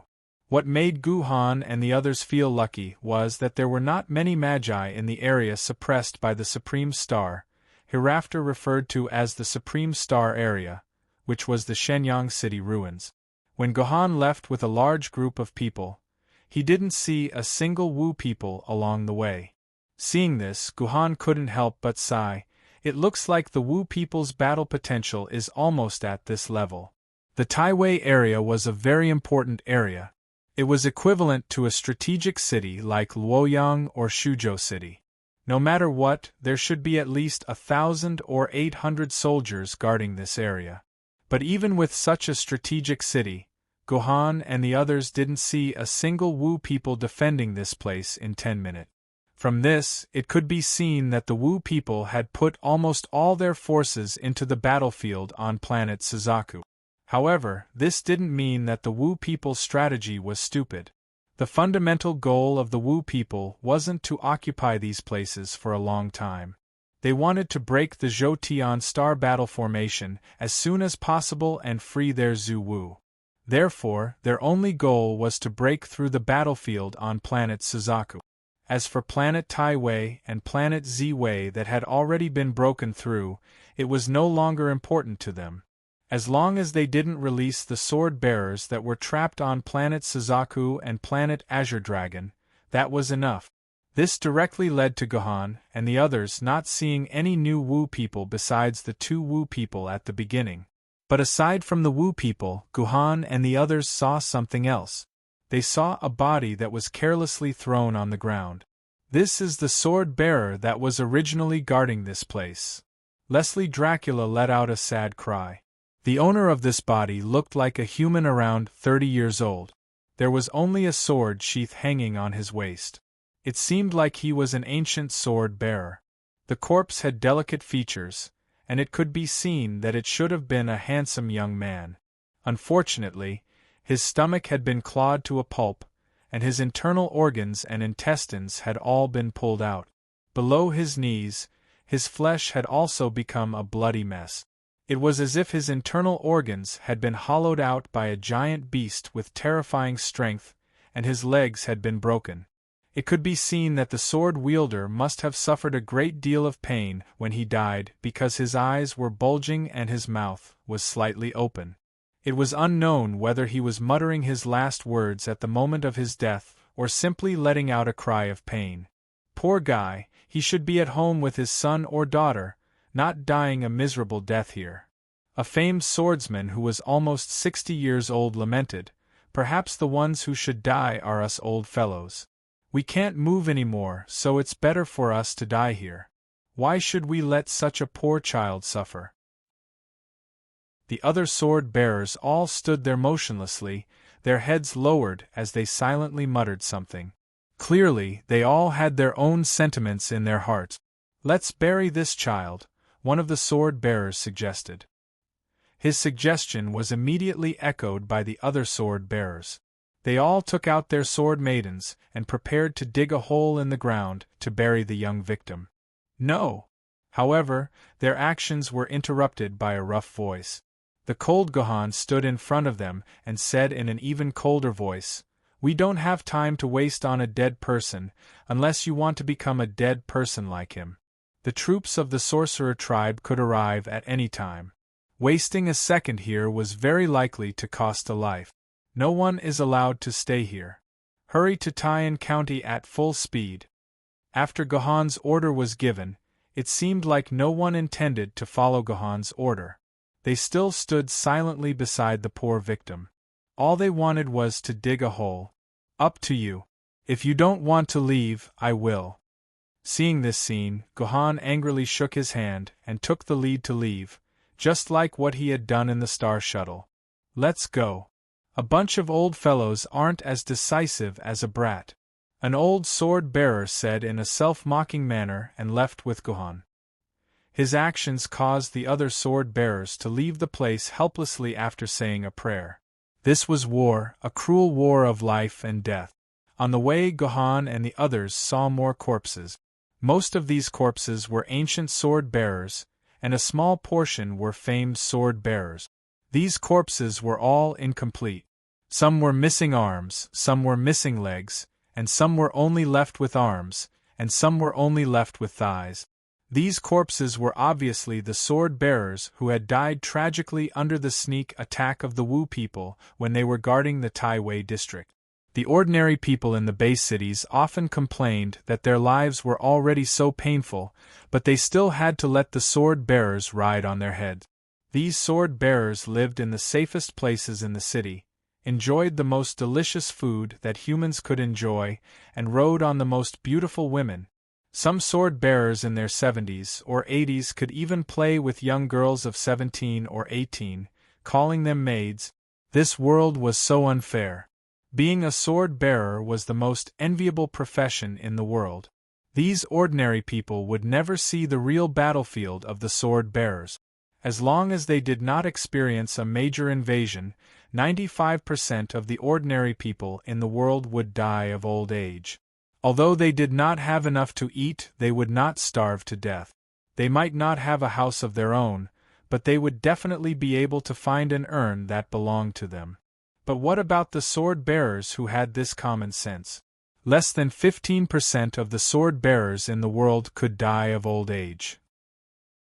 The other 85% could only die in the most painful way in the world, and then die so miserably that they did not even have an urn that belonged to them. In the end, their corpses could only be left in the wilderness, just like the sword-bearers they had met along the way. From this point of view, the ordinary people who complained about the unfairness of the world every day were probably the luckiest people in the world, because they could live to the end safely. There was once a very famous line in a movie before the apocalypse, which went, "The greater the power, the greater the responsibility." If this line was slightly modified, it would probably be the best portrayal of the sword-bearers. The greater the power, the more enjoyment, and the more miserable the death. After about half an hour of non-stop galloping, Guhan and the others finally approached the edge of the Tai Wei district. On the way, Guhan had only met 3 Wu people's junior magi, and all of them were directly taken care of by Gu Xuanwu. And after these 3 battles, Gu Xuanwu also told Guhan with great certainty that she could perfectly use her sword essence here, and would not be affected by the power of the stars. Just as everyone was about to leave the most dangerous Tai Wei district, an accident suddenly happened. The 60-year-old sword-bearer in the team suddenly let out a cry, and then threw himself onto a corpse not far away, and began to cry unbridledly. "Little Wu! My poor little Wu! My child!" Sob, sob, sob. Guhan walked to the side of the sword-bearer, and found that what he was holding was a badly mutilated corpse. The corpse had been split into 2. The upper half only had a head and a small part of a shoulder left, and the lower half only had half of a butt and a leg. As for where the middle part had gone, no one knew. Only the head of the corpse was preserved very well. From his appearance, he seemed to be a 30-year-old sword-bearer. His beard was unkempt and he looked very rough. Purely from his appearance, there were some similarities between him and the sword-bearer who was crying while hugging his body. Based on the sword-bearer's crying, this corpse seemed to be his son. "What's going on?" Guhan asked in a low voice. "This is Old Chen's son." Another sword-bearer, who was about the same age as this sword-bearer, said with a sorrowful expression, "Old Chen is probably the only sword-bearer among us who took the initiative to join. He wasn't originally on the Sword Spirit's name list, but after hearing that I was on the list, he took the initiative to find the Sword Spirit, hoping to join this volunteer team. Old Chen made a lot of contributions when he was young, and he was over 60 years old, so the Sword Spirit didn't allow him to join this team at first. In the end, he knelt in front of the Sword Spirit and begged the Sword Spirit, so the Sword Spirit had no choice but to allow him to join. Could it be that he came to Shanhai Pass for his son? And this corpse is his son? Guhan guessed. Yes, this is his son. At this point, the sword-bearer paused. This is his only son. Actually, his son was also a bastard. He only became an ancient sword-bearer when he was 30 years old. A few days after becoming a sword-bearer, he took a fancy to a 16-year-old girl, and used his identity as an ancient sword-bearer to force her to be his maid. In the end, his son was unlucky. This little girl's childhood sweetheart became an ancient sword-tier sword-wielder when he turned 18. In less than a year, he became a treasured sword-tier sword-wielder, and in 3 years, he became a famed sword-tier sword-wielder, becoming a famous genius. And after this young man became a famed sword-bearer, he immediately collected all kinds of evidence that his bastard son had forced the girl to become his maid, and filed a complaint with the Discipline Inspection Commission. The Discipline Inspection Commission naturally valued this young genius more, and his bastard son was indeed a bastard, so 3 months ago, the Discipline Inspection Commission sentenced him to 5 years in prison. In the end, Shanhai Pass was in urgent need of manpower, so his son, an ancient sword-bearer, was sent to Shanhai Pass. He said that as long as he could survive 3 years, he would be free when he returned. Old Chen couldn't bear to part with his son. This was his only son. He often dreamed that his son would die in Shanhai Pass. So when he heard that Shanhai Pass was in danger again, he volunteered to enter Shanhai Pass, to see his son one last time. Who would have thought that all his dreams and hopes would come true at this moment? He did see his son one last time, but his son also died. My precious son. The swordsman couldn't bear to look at Old Chen, who was crying his heart out. He gritted his teeth and said to Guhan, "Young man, I hope you can understand the pain of an old man who lost his son.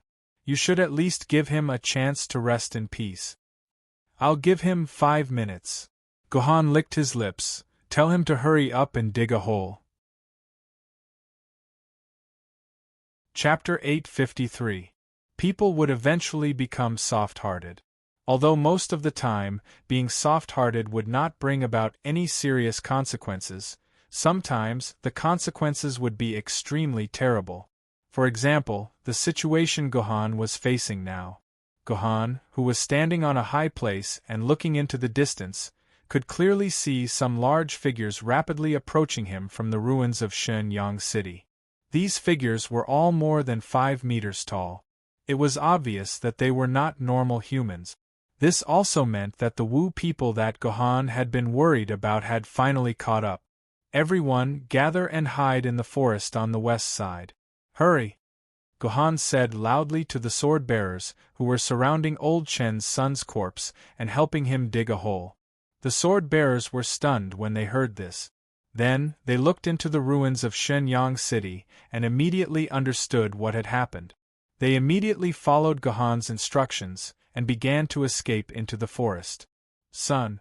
My precious son! Old Chen turned a deaf ear to them. It was obvious that he was immersed in the grief of his son's death, and could not care about what was happening in the outside world. Gu Xuanwu, knock that old man out and throw him into the forest. Protect the sword-bearers hiding inside. Gohan ordered Gu Xuanwu. Then, he prepared to face the Wu people alone. In fact, for Gohan, the best way was to escape. Gohan believed that with his body technique, he would definitely be able to shake off these damned Wu people. But what about the famed sword-rank sword-bearers? If Gohan and Gu Xuanwu ran away, the remaining 18 famed sword-rank sword-bearers would most likely die. This was something that Gohan could not accept no matter what. It was too difficult for humans to train a famed sword-rank sword-bearer. If they died in the hands of the Wu people without making any contributions, this was something that Gohan could not accept no matter what. Therefore, Gohan secretly made up his mind. Unless it was an enemy that was too strong to be defeated, Gohan would save as many sword-bearers as he could. He had to bring these sword-bearers to a safe place. No. Go into the forest and let me deal with the Wu people. Unexpectedly, Gu Xianwu, who had always been obedient to Gohan, disobeyed Gohan for the first time and said, "Look at those Wu people carefully. Among the 5 groups, only the Wu people of the Changliang tribe are above 5 meters tall. The Wu people of the Changliang tribe are born to be good at hand-to-hand combat. They are very strong and difficult to deal with. Besides, each of these Wu people has a 1-meter-long tail, which means that they are all intermediate-level Wu people, and there are at least 10 of them. Just now, you already had a hard time dealing with 2 middle-level magi from the Zhurong clan. You can never rival these 10 middle-level Wu people from the Changliang clan," said Gu Xuanwu while pulling Gohan's hand. "It's all right. I have the primal chaos to split open the heavens. I can handle a mere dozen intermediate magi. You're just a kid, so don't get involved in the battle. Just go and protect those sword-bearers," Gohan said firmly. "Kid." Gu Xuanwu sneered and said, "I look a bit older than you. Why do you call me a kid? Have you already admitted that I'm your daughter in your heart, so you're treating me like a kid?" Gohan was suddenly speechless by Gu Xuanwu's words. Yes, Gu Xuanwu indeed looked much older than Gohan. If Gohan hadn't already treated Gu Xuanwu as his own daughter, he wouldn't have called Gu Xuanwu a kid.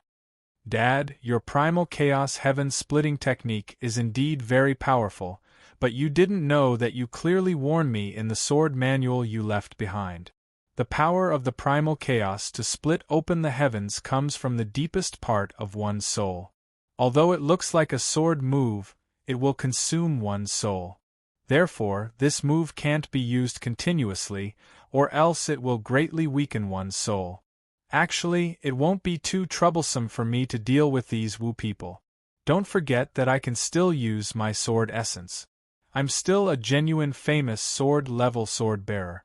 These Changliang tribe's Wu people are nothing to me," Gu Xuanwu said indifferently.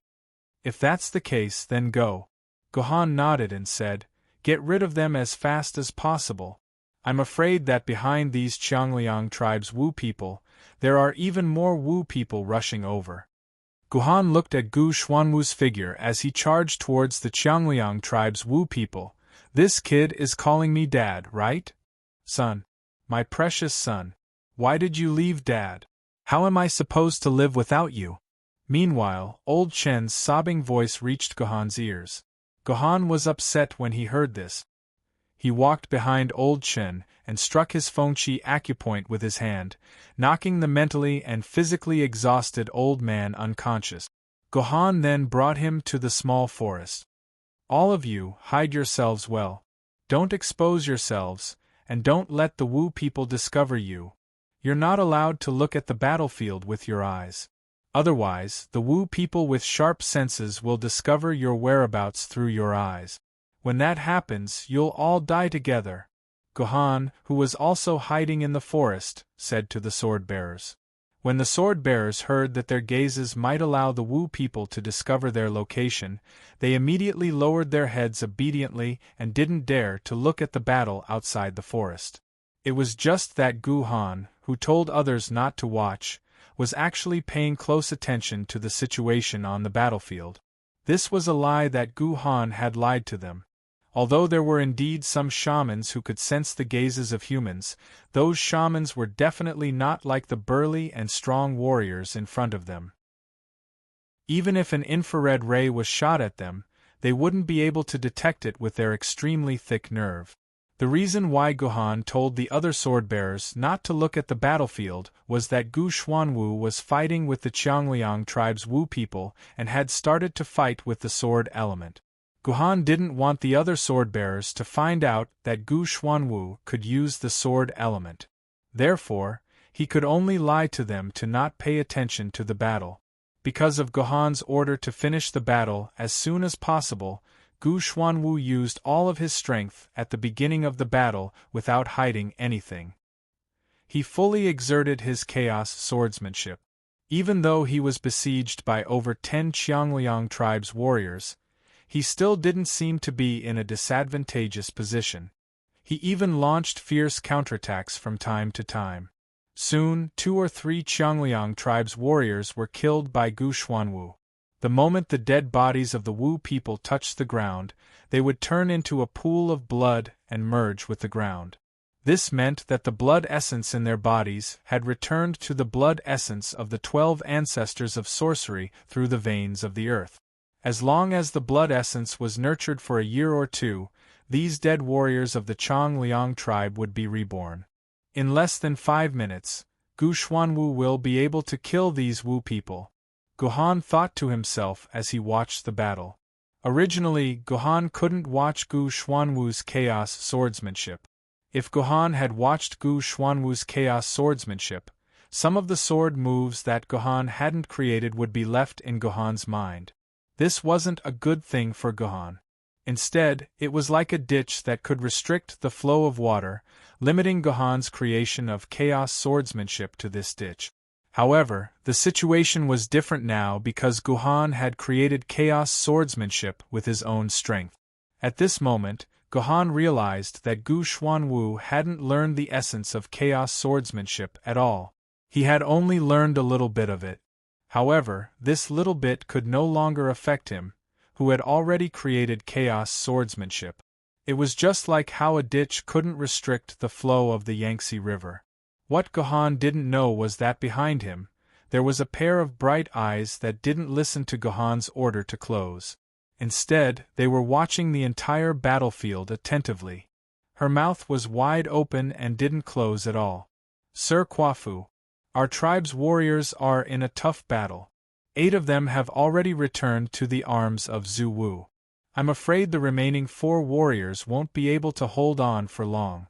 In a battlefield filled with battle cries, an old Wu people whose body was so thin that his bones could be seen was floating in the air. He was talking to a 20-meter-tall giant Wu people. What?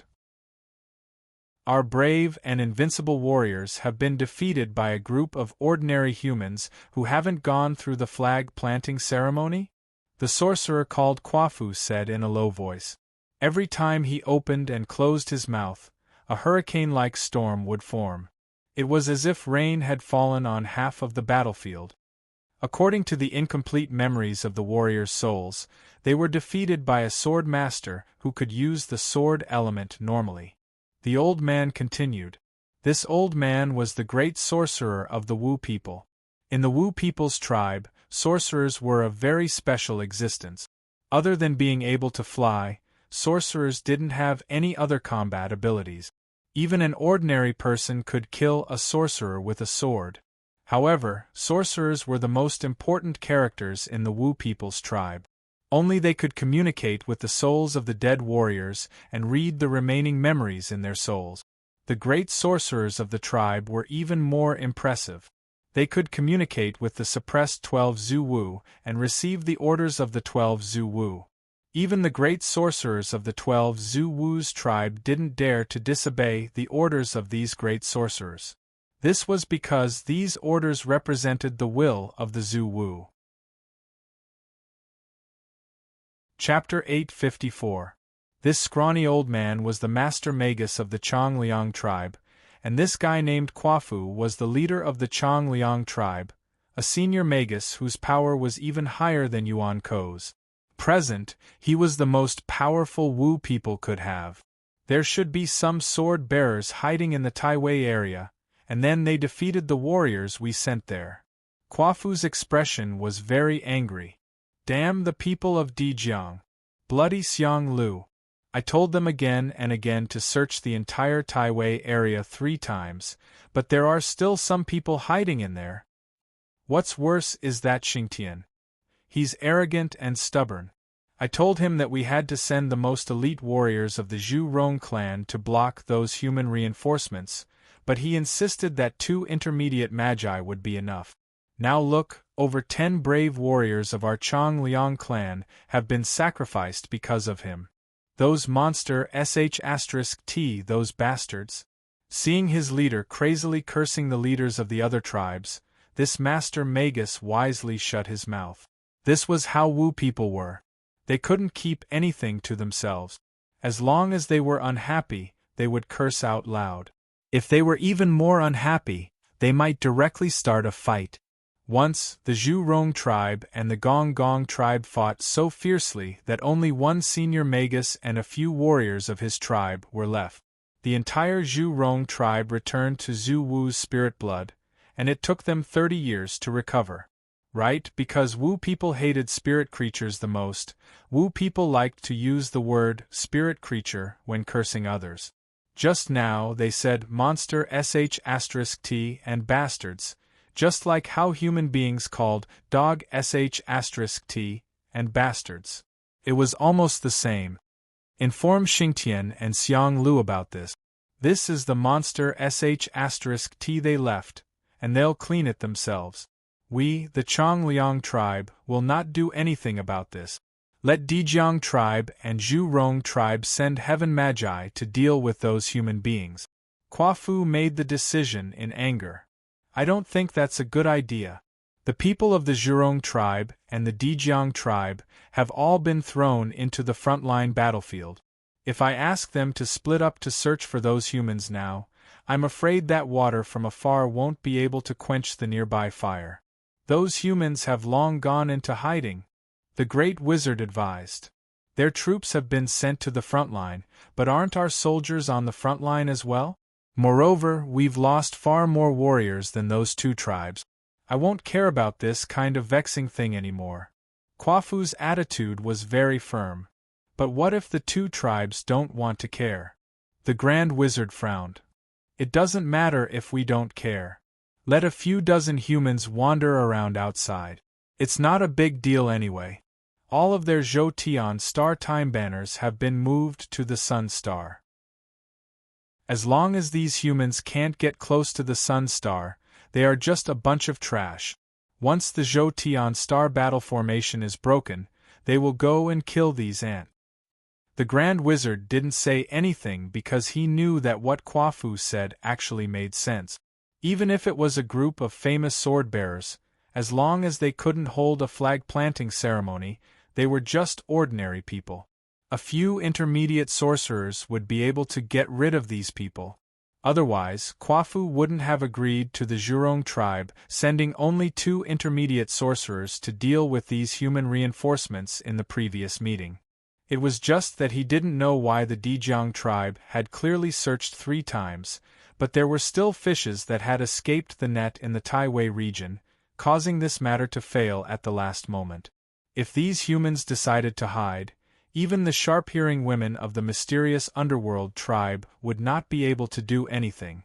After all, the land within the Shanhai Pass was too big, and all the main forces of the Wu people were concentrated near the front line of the Sun Star. The number of Wu people in the other positions was pitifully small. It was simply impossible to use a carpet search method to find those few dozen damned humans. Now, the Grand Wizard hoped that these humans would hide well and hide until they conquered the Suzaku planet. Of course, if these humans recklessly wanted to get close to the Sun Star, the Grand Wizard would also be very happy because the densely packed warriors outside the Sun Star would teach these humans a lesson. That's right, other than this star shuttle, what's the situation with the other 3 star shuttles? Kwafu suddenly asked the Grand Wizard. It seemed like things were indeed as Leslie Dracula had said. The Wu people didn't just tamper with the Taiwei Sex star shuttle. Even the other 3 star shuttles were tampered with. The situation isn't too optimistic. Upon hearing Kwafu's question, the Grand Wizard could only smile bitterly. We lost contact with the Shebi Corp's tribe team that was preparing to control the Green Dragon star shuttle after they set off. The entire team was beaten until even their souls dissipated. Only their blood essence escaped through the earth vein. We don't know what happened to them. Fortunately, the human who killed this team didn't seem to be able to contact the main force of the human race, so we didn't expose our plan. The other 3 teams of the Shibai Corp's tribe successfully controlled the drivers of the other 3 star shuttles. There was news from the front line that the human forces on the Green Dragon star suddenly increased significantly. The reinforcements of those humans must have arrived at the Green Dragon star and held a flag-planting ceremony. Jiufeng was so angry that she was cursing. Jiufeng was the Grand Wizard of the Huta tribe. The Huta tribe was the main force in charge of attacking the Green Dragon star. It seemed that the sword-bearers led by Andreevich and Harry Chong-Rua had successfully arrived at the Green Dragon star. The human forces on the Green Dragon star have increased. It seems like breaking through the defense of the Green Dragon star has become an extravagant hope. Our biggest hope now is to break through the defense of Suzaku. What happened to the reinforcements? Are they dead? Kwafu asked nervously. I don't know. The Grand Wizard waved his hand. The Shebi Corp's tribe lost contact with their tribe after the star shuttles set off. However, their blood essence didn't return to Zuwu, so we don't know whether the Shebi Corp's tribe is dead or not. However, we can be sure that the reinforcements of those humans haven't arrived yet. Otherwise, the remaining sword-bearers wouldn't have fought so hard. It is said that many sword-bearers have self-destructed to take us down with them. This is a method that humans will only use when they are in a desperate situation. Have the human sword-bearers started to self-destruct? When Kwafu heard this news, his eyes narrowed into a smile. Based on his past experience with humans, once humans decided to self-destruct and fight the sorcerer tribe to the death, these humans would most likely enter a desperate situation where they would definitely die. The areas they were guarding would most likely be breached with their backs to the wall. What about the North Star? What about the sword-bearers who went to the North Star? Kwafu asked with great concern. Because the North Star and the North Star had been breached, the sword-bearers stationed there were no longer burdens in the areas they guarded. They could go to other areas to provide support. Therefore, the human forces that were responsible for supporting the North Star would definitely go to Suzaku after the flag-planting ceremony. This would add a lot of variables to the future, so Kwafu was eager to know more about the North Star. The Grand Sorcerer was silent for a while. The memory of the Shebi Corpse in charge of the Star Shuttle has been read. He was discovered by the sword-bearer in the star shuttle halfway. If he had not used all his strength to destroy the entire star shuttle at the last moment, causing it to crash, I'm afraid that the star shuttle would have flown to the sun star. Didn't you guys destroy the manual and AI functions of the star shuttle? Didn't you say that the star shuttle can only return to the North Star District according to the preset route? Why did the Shebi zombie destroy the entire star shuttle? Kwafu asked in confusion. Because the star shuttle contains that bloodline. The wrinkles on the Grand Wizard's face were wrinkled, and his bones seemed to be squeezed together.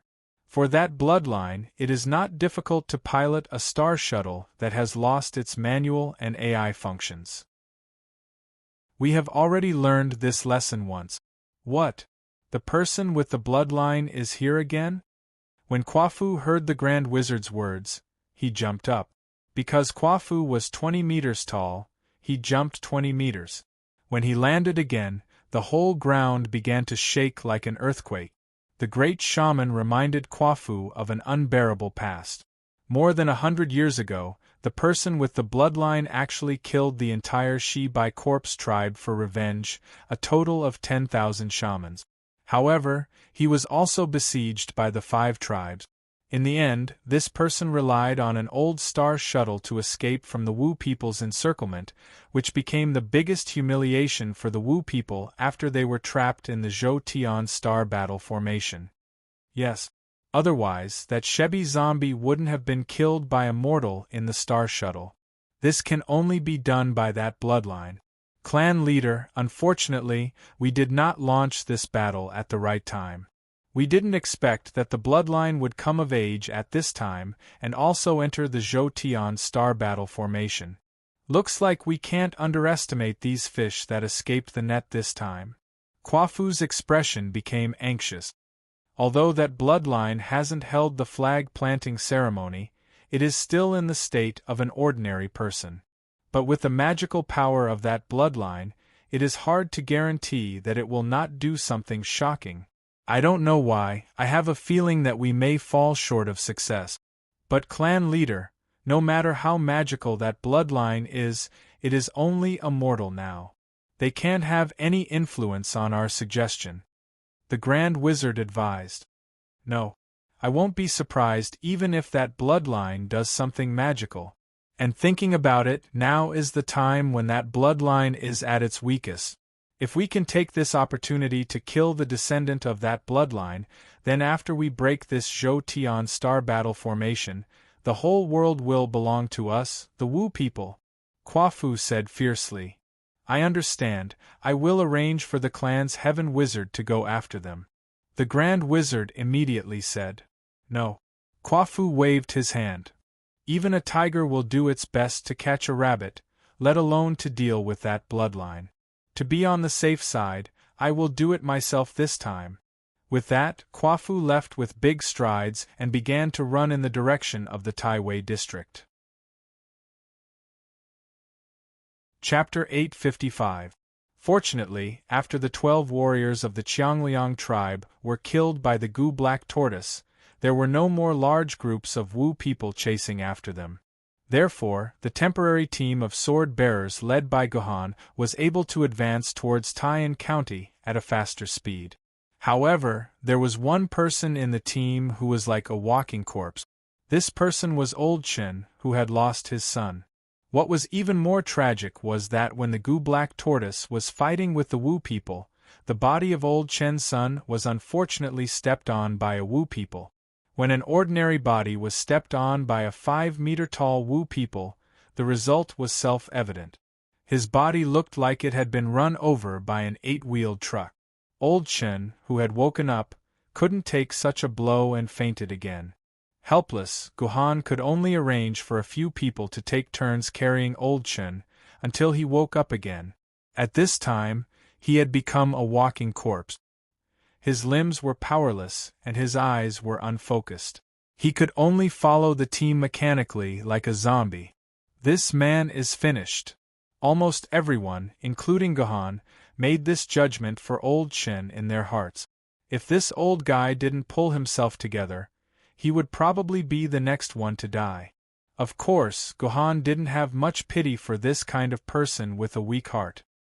He was more concerned about how to safely bring this temporary team to Taiyan County, and then find traces of Liu Ling there and meet up with her.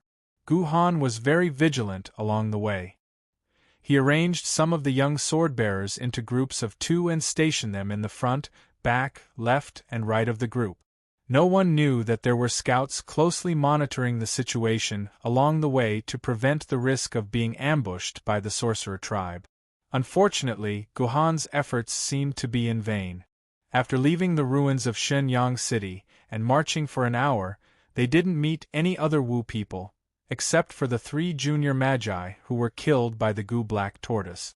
This made the atmosphere of the whole team a lot more relaxed, and also made the people who had been hanging in suspense slightly relaxed, until Leslie Dracula, who was in charge of scouting in front of the team, ran over to report that they had found a lot of wizards ahead, and there were more than 50 of them. This discovery made the whole team panic, but Gohan quickly calmed them down with his cold aura. "Everyone, hide here. Gu Black Tortoise, you are responsible for protecting everyone here. Miss Dracula, take me to see those Wu people." After assigning tasks, Gohan climbed a hill stealthily under the lead of Leslie Dracula, and looked down at a small plain below the hill. On the plain, there were indeed more than 50 Wu people moving around. However, these Wu people didn't seem to be vigilant at all, and they didn't have any murderous intent. A few Wu people were squatting together and playing with stones. It was the kind of game where they threw the stones up high, and then saw how many small stones they could catch the next time they touched the stone. So, instead of saying that they were here to stop Gohan and the others, it was better to say that they were here to have fun. These are the Wu people of the Changliang tribe. Gohan judged. These Wu people were all more than 5 meters tall and had long tails. They were obviously the intermediate magi of the Changliang tribe. But why are they like this? They don't look like warriors at all, but more like children. Gohan's tone was a little confused. Because they are children to begin with. Leslie Dracula curled her lips and said, "I've read the information in the family. Although these Wu people can inherit the size and strength they had before they were reborn, their souls and memories cannot be reborn. Therefore, when they have just been reborn, they will definitely be like children. They will need the guidance of the elders in the tribe, and the help of time to recover the original memories of the Wu people and have the combat power of a real adult. This will take about half a year." Leslie Dracula had a triumphant and excited look on her face as she explained, as if it was a great thing to be able to show off her knowledge in front of Gohan. After hearing this, Gohan immediately observed the movements in the entire valley. He found that it was just as Leslie Dracula had said. Among the large group of children, there were 2 Wu people with completely different temperaments. Although they looked cold, there was a faint kind smile on their faces.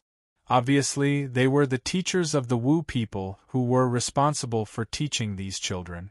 So these Wu people in the valley are actually the children of the Changliang tribe who were reborn in the past 6 months. They haven't mastered real combat skills. Gohan said thoughtfully, "In fact, these 50 Wu people are very easy to deal with, right? That being said, they are just a group of children. Are you going to do something to them?"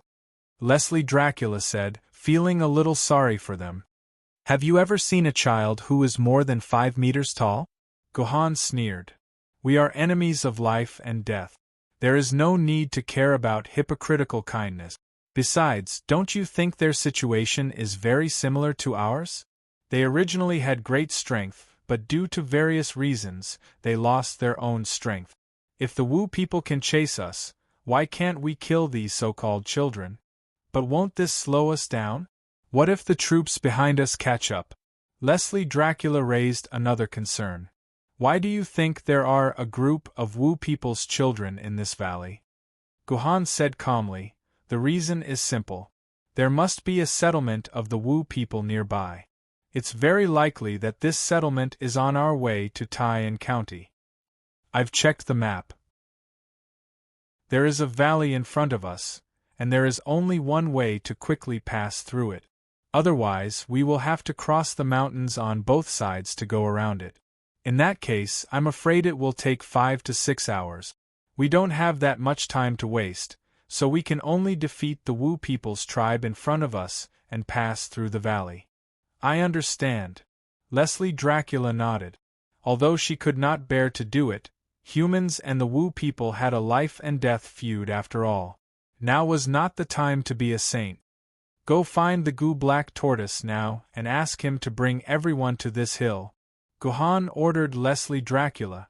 Leslie Dracula immediately rushed down the hill and found the Gu Black Tortoise, who was trying to hide everyone in a bush. She then told him about Guhan's order. Therefore, the swordsmen who had just hidden themselves with great difficulty immediately destroyed their concealment and climbed up the hill with the Gu Black Tortoise. About 7 minutes had passed. It was during this time that they climbed up the sticky ball and saw the situation in the valley again. Everyone could not help but be dumbfounded and could not believe what they saw. This was because there were more than 50 corpses of the Chong Liang tribe lying on the ground in the valley. Each of the corpses had died with their heads separated from their bodies. It looked like a horrible massacre. In the middle of all the corpses was Guhan's cold back. He held a few fan-sized leaves in his hand and used them to gently wipe the blue blood off his sword. This movement was very calm, very gentle, and very scary. "Come down. You are too eye-catching on the hill," Guhan said to the people on the hill. Only then did they realize what he meant. They jumped down the hill one by one and walked into the valley that was full of killings. "Did you kill all of them by yourself?" A swordsman in his 50s said in disbelief. "A person who has lost his sword essence actually killed more than 50 Chong Liang tribe intermediate sorcerers? How did you do it? Are you a human or a ghost? These are not real intermediate sorcerers. They are just a group of children. Bullying a group of children is nothing." Guhan shook his head. "Miss Dracula, please explain to these people. I will go ahead and investigate the situation of the Wu people's tribe." After saying this, Guhan left the valley full of corpses without looking back. He was going to investigate the Wu people's tribe. Even if these corpses are all children, they are still children with rocket launchers. But 7 minutes is too fast, Leslie Dracula murmured as she watched Guhan leave. Qinpin, is this what makes you special?" At the same time, Guhan did not pay attention to the surrounding environment. Instead, he focused all his attention on the Qinpin sword in his hand. Unfortunately, because he could not use the sword essence, Guhan could not communicate with the cute Qinpin. He could only make all kinds of guesses in secret. In fact, Guhan did not expect that he would be able to kill over 50 intermediate sorcerers of the Wu people in just 7 minutes. Just as Leslie Dracula had said, these children of the Wu people were all children with rocket launchers. Apart from not knowing how to use their powers, they were exactly the same as the real intermediate sorcerers of the Wu people. Their physical defense was especially strong. Guhan would need dozens of sword strikes to kill an intermediate sorcerer. Therefore, according to Guhan's original plan, he would need to spend 20 minutes or even more to kill these Wu people. However, just as he was about to use the heavenly sword to fight, the Qinpin sword suddenly sent a message to Guhan's mind, asking him to use it to fight. Although Guhan did not understand why, he still switched to the Qinpin sword. What happened next was like a dream. The defenses that required dozens of attacks from the heavenly sword to break through were like paper in the face of the poor. They were broken with a single poke, and a head would fly into the air with each attack. Before the 2 sorcerer tribe instructors, who had been targeted by Guhan, could react to what had happened, Guhan had already chopped off their heads with a single slash. This feeling was like a military dagger cutting through tofu. There was not even the slightest bit of resistance. Therefore, the following battle to kill these 50 children did not need to be described. Out of the 7 minutes that Guhan spent, Almost 6 minutes was used to chase after these children, who were running away in panic. The actual time of the battle did not exceed a minute. These shamans with amazing physical defense died in Gu Han's hands one by one. As expected, you are not a simple ancient sword. Qin Pin. Gu Han stared at the sword for a long time before letting out a long sigh. Just now, he recalled what I Ching had told him. She had told him that he would definitely die in the hands of Qin Pin in the future. She had told him to stay away from Qin Pin. Gu Han did not think much of it at the time, but now there's nothing to look at. Qin Pin is my sword mistress. Gu Han's expression returned to normal. Be careful. Do not panic. Chapter 856. Miss Gu Xuanwu, don't you think this place is a bit strange? A swordsman walked to Gu Xuanwu's side and said. Strange? What's strange about it? Gu Xuanwu asked curiously. I don't know why either. I just feel very strange looking at the corpses of the Wu people all over the ground. The swordsman said in a daze.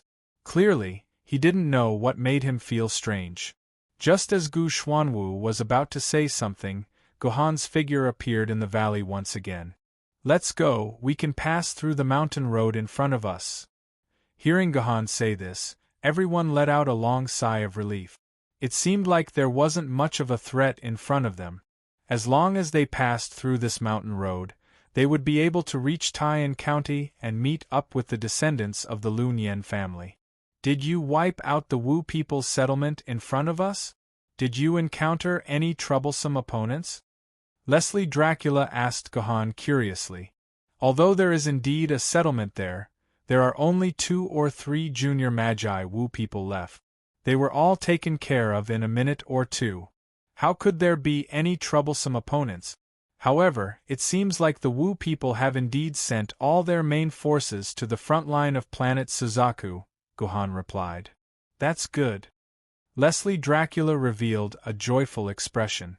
It seems like we can safely meet up with Miss Ling and the others. This is not good news. Gu Han shook his head. This means that the front line of planet Suzaku will definitely be under pressure from the entire Wu people. Previously, they said that without our support, they can only last until around 12 noon. It is already 10 a.m. now, and they can only last for 2 hours at most. If we still can't reach the front line after 2 hours, the entire human race will be in extreme danger. I actually hope that the Wu people will use a lot of their forces to chase after us. That way, the front line of planet Suzaku will be able to take a breather, Gu Han said as he looked into the distance. Boss Hong Yu. The area under the Sun Horse of Stars control had been completely lost. Half of the comrades had died in battle, while the remaining half had been transferred to the areas under the control of Moon Deer of Extended Net and Winged Fire Snake.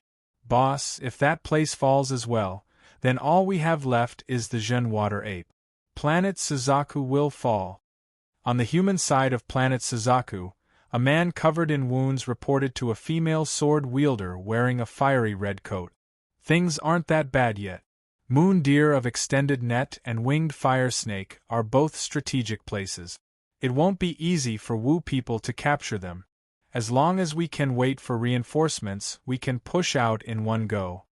The fiery red-cloaked female sword wielder, who was also the guardian sword wielder of the Vermilion Bird Star, Hong Yu, said calmly. Boss, don't blame me for telling you the truth. Those sword wielders should have arrived an hour ago, but we haven't received any news from them. I also heard that not only are the sword wielder responsible for supporting us on planet Suzaku missing, but the 2 groups of sword wielder responsible for supporting the Z-Way Imperial Star and Supreme Star have also disappeared. Right now, Lord Sun is so anxious that he's about to collapse, the man said with a face full of despair. Trash. What's the point of saying all this now? Do you think it can solve the problem? Hong Yu glared at the man. You, come with me. We're going to the area under the control of Moon Deer of Extended Net and support the battle there. But boss, weren't you in the sneak attack just now? One of the men panicked. The sorcerer race had launched a sneak attack on the suppressed Imperial stars, and Hong Yu had been heavily injured during the sneak attack. It was said that her sword lady's protective shield had been broken, and it had almost been broken when its durability ran out. If it wasn't for the fact that Hong Yu was powerful and a sword master, planet Suzaku would have been the second Imperial star to fall. What can we do now? Am I supposed to stand here and watch you fight, but I'm not going to do anything? Hong Yu waved her long sleeves.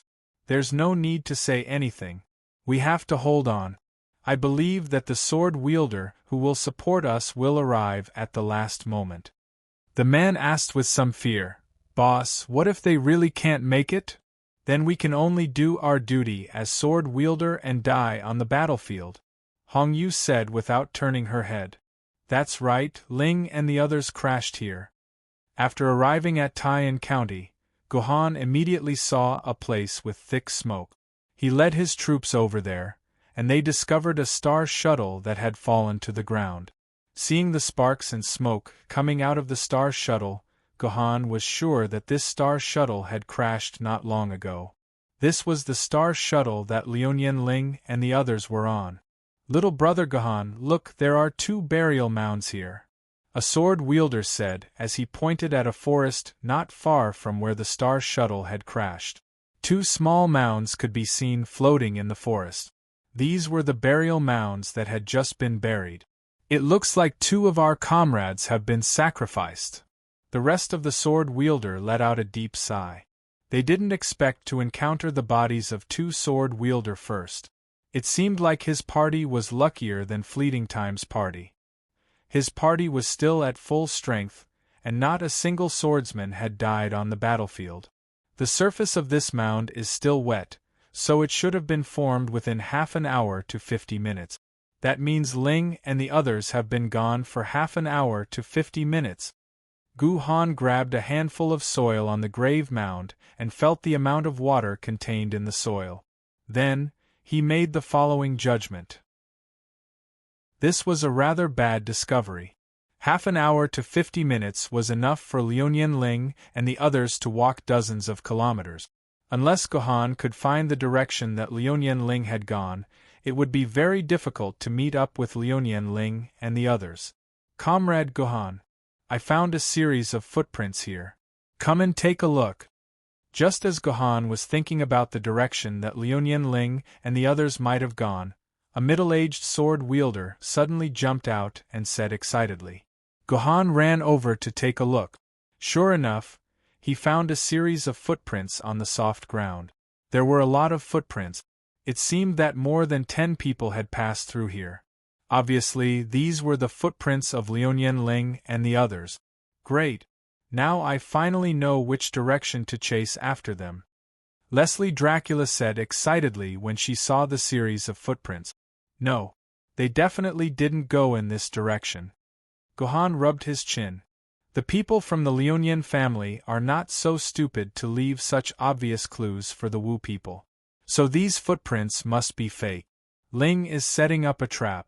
They definitely didn't go in this direction. Leslie Dracula was rendered speechless by Gohan's words. She could only stomp her little feet.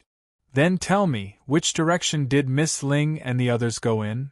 These footprints remind me that the surrounding soil is soft. If they fled on a large scale, it's impossible that they didn't leave footprints. All of you, look around and see which direction is the flattest. Gohan said loudly to the sword wielder. Very soon, the sword wielder began to move. After a careful search, they finally concluded that the ground in the north was the flattest. Ling really went north. Gohan seemed to have already guessed Liuyan Ling's choice. North? Isn't the north where planet Suzaku is? Leslie Dracula was shocked when she heard Gohan's words. That is the most intense battlefield between the Wu people and the humans. There are Wu people everywhere. Why would Miss Ling bring people there? The reason is simple. The people from the Liuyan family will definitely not sit back and watch the Zhou-Tian star battle formation be destroyed. Even if there is only a sliver of a chance, they will fight for it. So, Ling will definitely go to planet Suzaku to find a way to break through the Wu people's blockade. Gohan clenched his fist. Pass down the order. Everyone head north and catch up to Ling and the others. Okay. Leslie Dracula nodded and began to pass down Gohan's order. Goo Black Tortoise, come here. Gohan called the Goo Black Tortoise over. Your sword essence is still there, so you can use the speed of a famous sword wielder to move forward. I want you to immediately head north and search for traces of Ling and the others. Once you find them, bring them back and meet up with us.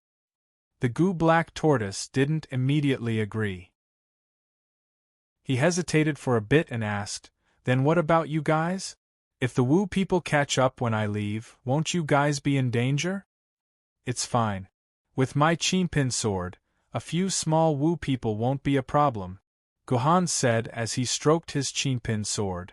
Although he didn't know what was special about the Chinpin sword, he was certain of one thing.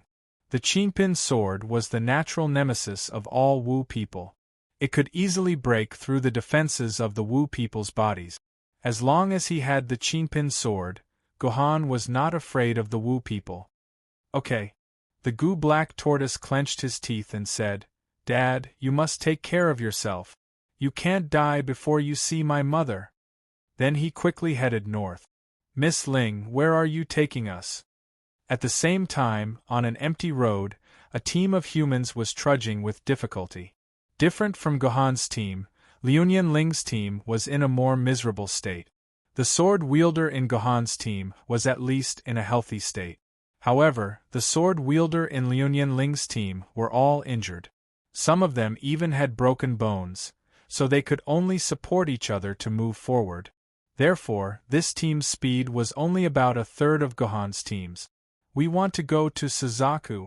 Otherwise, the entire human race will be finished, Liuyan Ling said with incomparable determination. It was just as Gohan had guessed.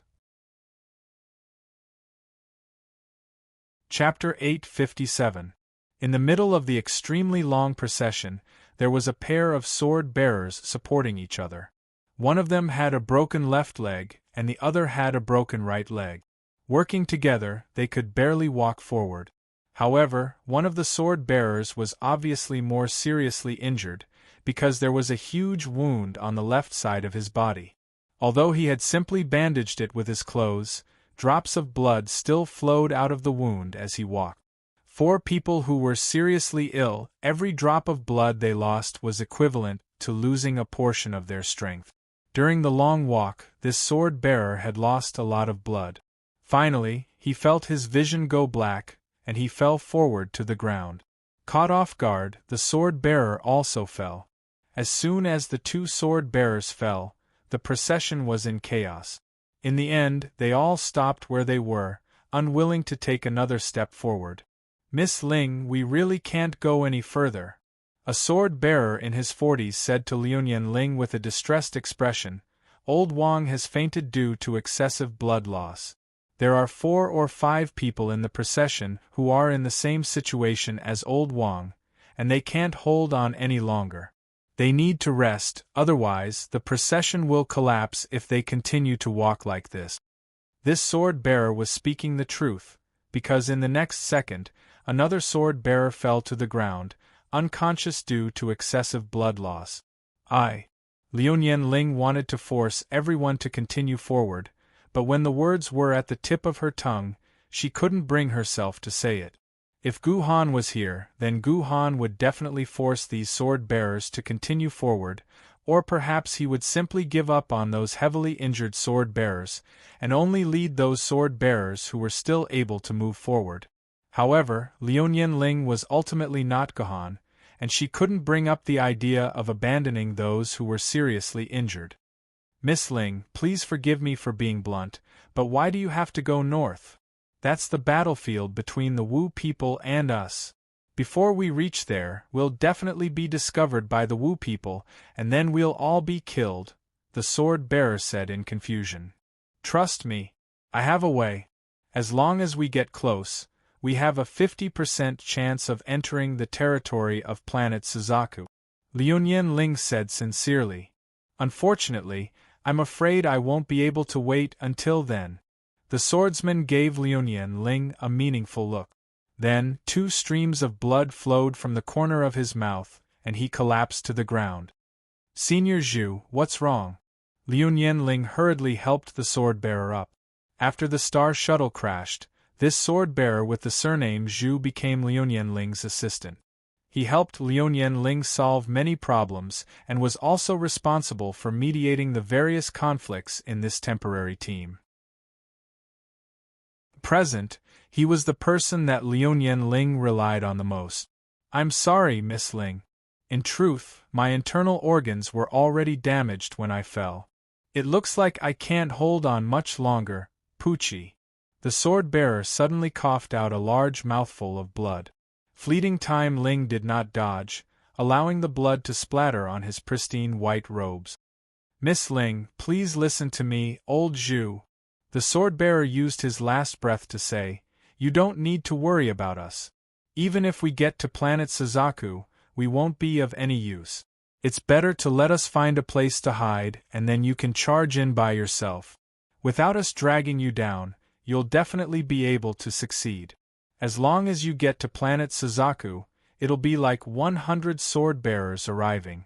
Planet Suzaku will be saved, the Zhou-Tian star battle formation will be saved, and all of humanity will be saved, Poochie. The sword-bearer named Zhu coughed out the last mouthful of blood. Then his eyes rolled back and he fell to the ground. He instantly stopped breathing and became the 3rd sword-bearer to be sacrificed in Liu Ling's group. Liu Ling stood up and looked at the sword-bearers sitting on the ground. Although they weren't screaming, their faces were filled with pain. These people had completely lost the ability to fight. If Liu Ling had to leave them here and leave by herself, how could Liu Ling feel at ease? Miss Ling, you can go. Don't worry about us. The words of the sword-bearer named Zhu echoed the thoughts of the other sword-bearers. They all knew that they were burdens to Liu Ling. Miss Ling, we'll find a place to hide. You don't have to worry about us. If you can defeat the sorcerer tribe as soon as possible and save the entire heavenly cycle star formation, we might have a chance to meet again. If we continue to waste time, the entire human race will be finished. Yes. Miss Ling, you should leave quickly. Miss Ling, we beg you. Please leave quickly. Everyone kept begging Liu Ling to leave by herself. When Liu Ling heard these words, she felt as if her heart was being cut by a knife. However, she also knew that it was best for her to leave by herself. As long as she could reach the sun, hold the flag-planting ceremony, and recover her ability to fight, she would be able to use her billion sword art to save the Zhou-Tian star battle formation. Everyone, please hide well. Ling, I'm sorry, so I left first. Liu Ling bowed deeply to these people, and then began to run northward without looking back. After running for about 10 minutes, Liu Ling suddenly felt the ground begin to tremble. Liu Ling quickly jumped onto a tree beside her and looked into the distance from the canopy. She saw a giant over 100 meters tall slowly walking forward at the end of the horizon. The gargantuan was walking at a leisurely pace. However, the gargantuan was more than 100 meters tall, and each step it took was equivalent to 100 steps for a normal human being. Even though the gargantuan was walking at a leisurely pace, it was still 100 times faster than a normal human being. The gargantuan was closing in on the fleeting moment at an extremely fast speed, and was only a kilometer away from the fleeting moment. Turtle breathing technique. Liu Ling immediately used the secret technique of the Liu clan to hide all of her aura. She hid in the canopy, not daring to show any signs of sadness. As expected, this method worked. The giant did not expect someone to be hiding in the canopy, so he simply walked past it and headed in the direction that Liu Ling had come from.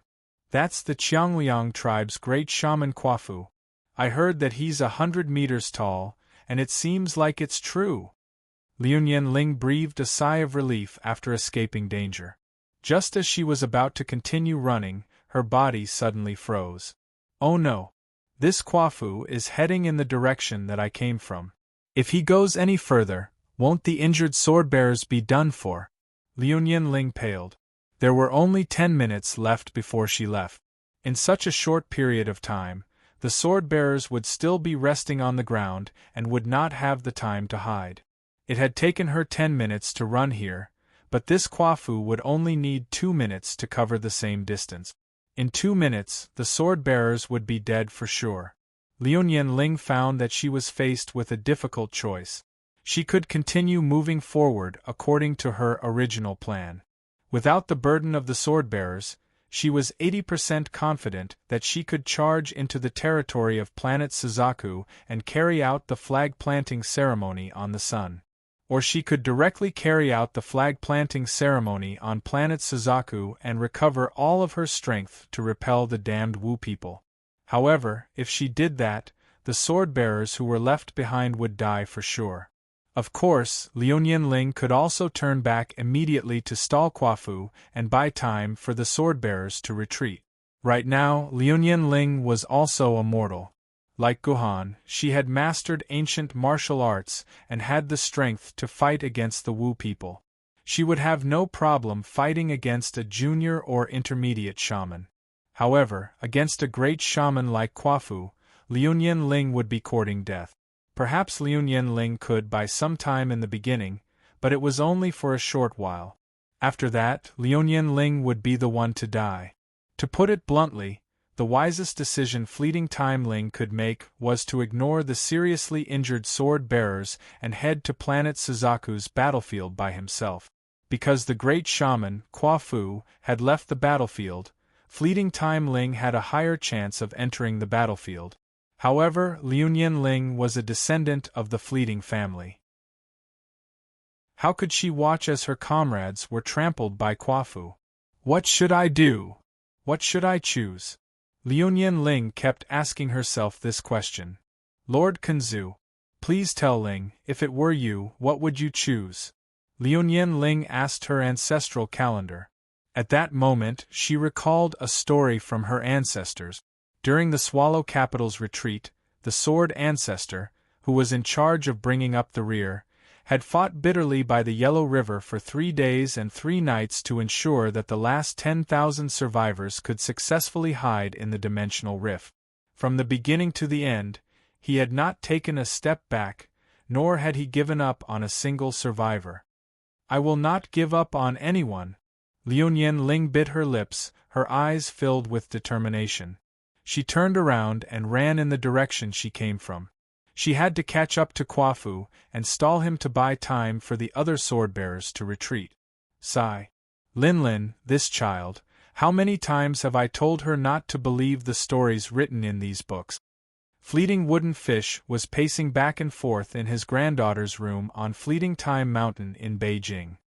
He looked at the Legend of Kunzu book on his granddaughter's desk and complained. The ancestor is too shameless. Lord Kunzu clearly left 100,000 survivors to the Yuan Ko to buy time for the others to escape. How did Kunzu end up guarding the Yellow River by himself for 3 days and 3 nights?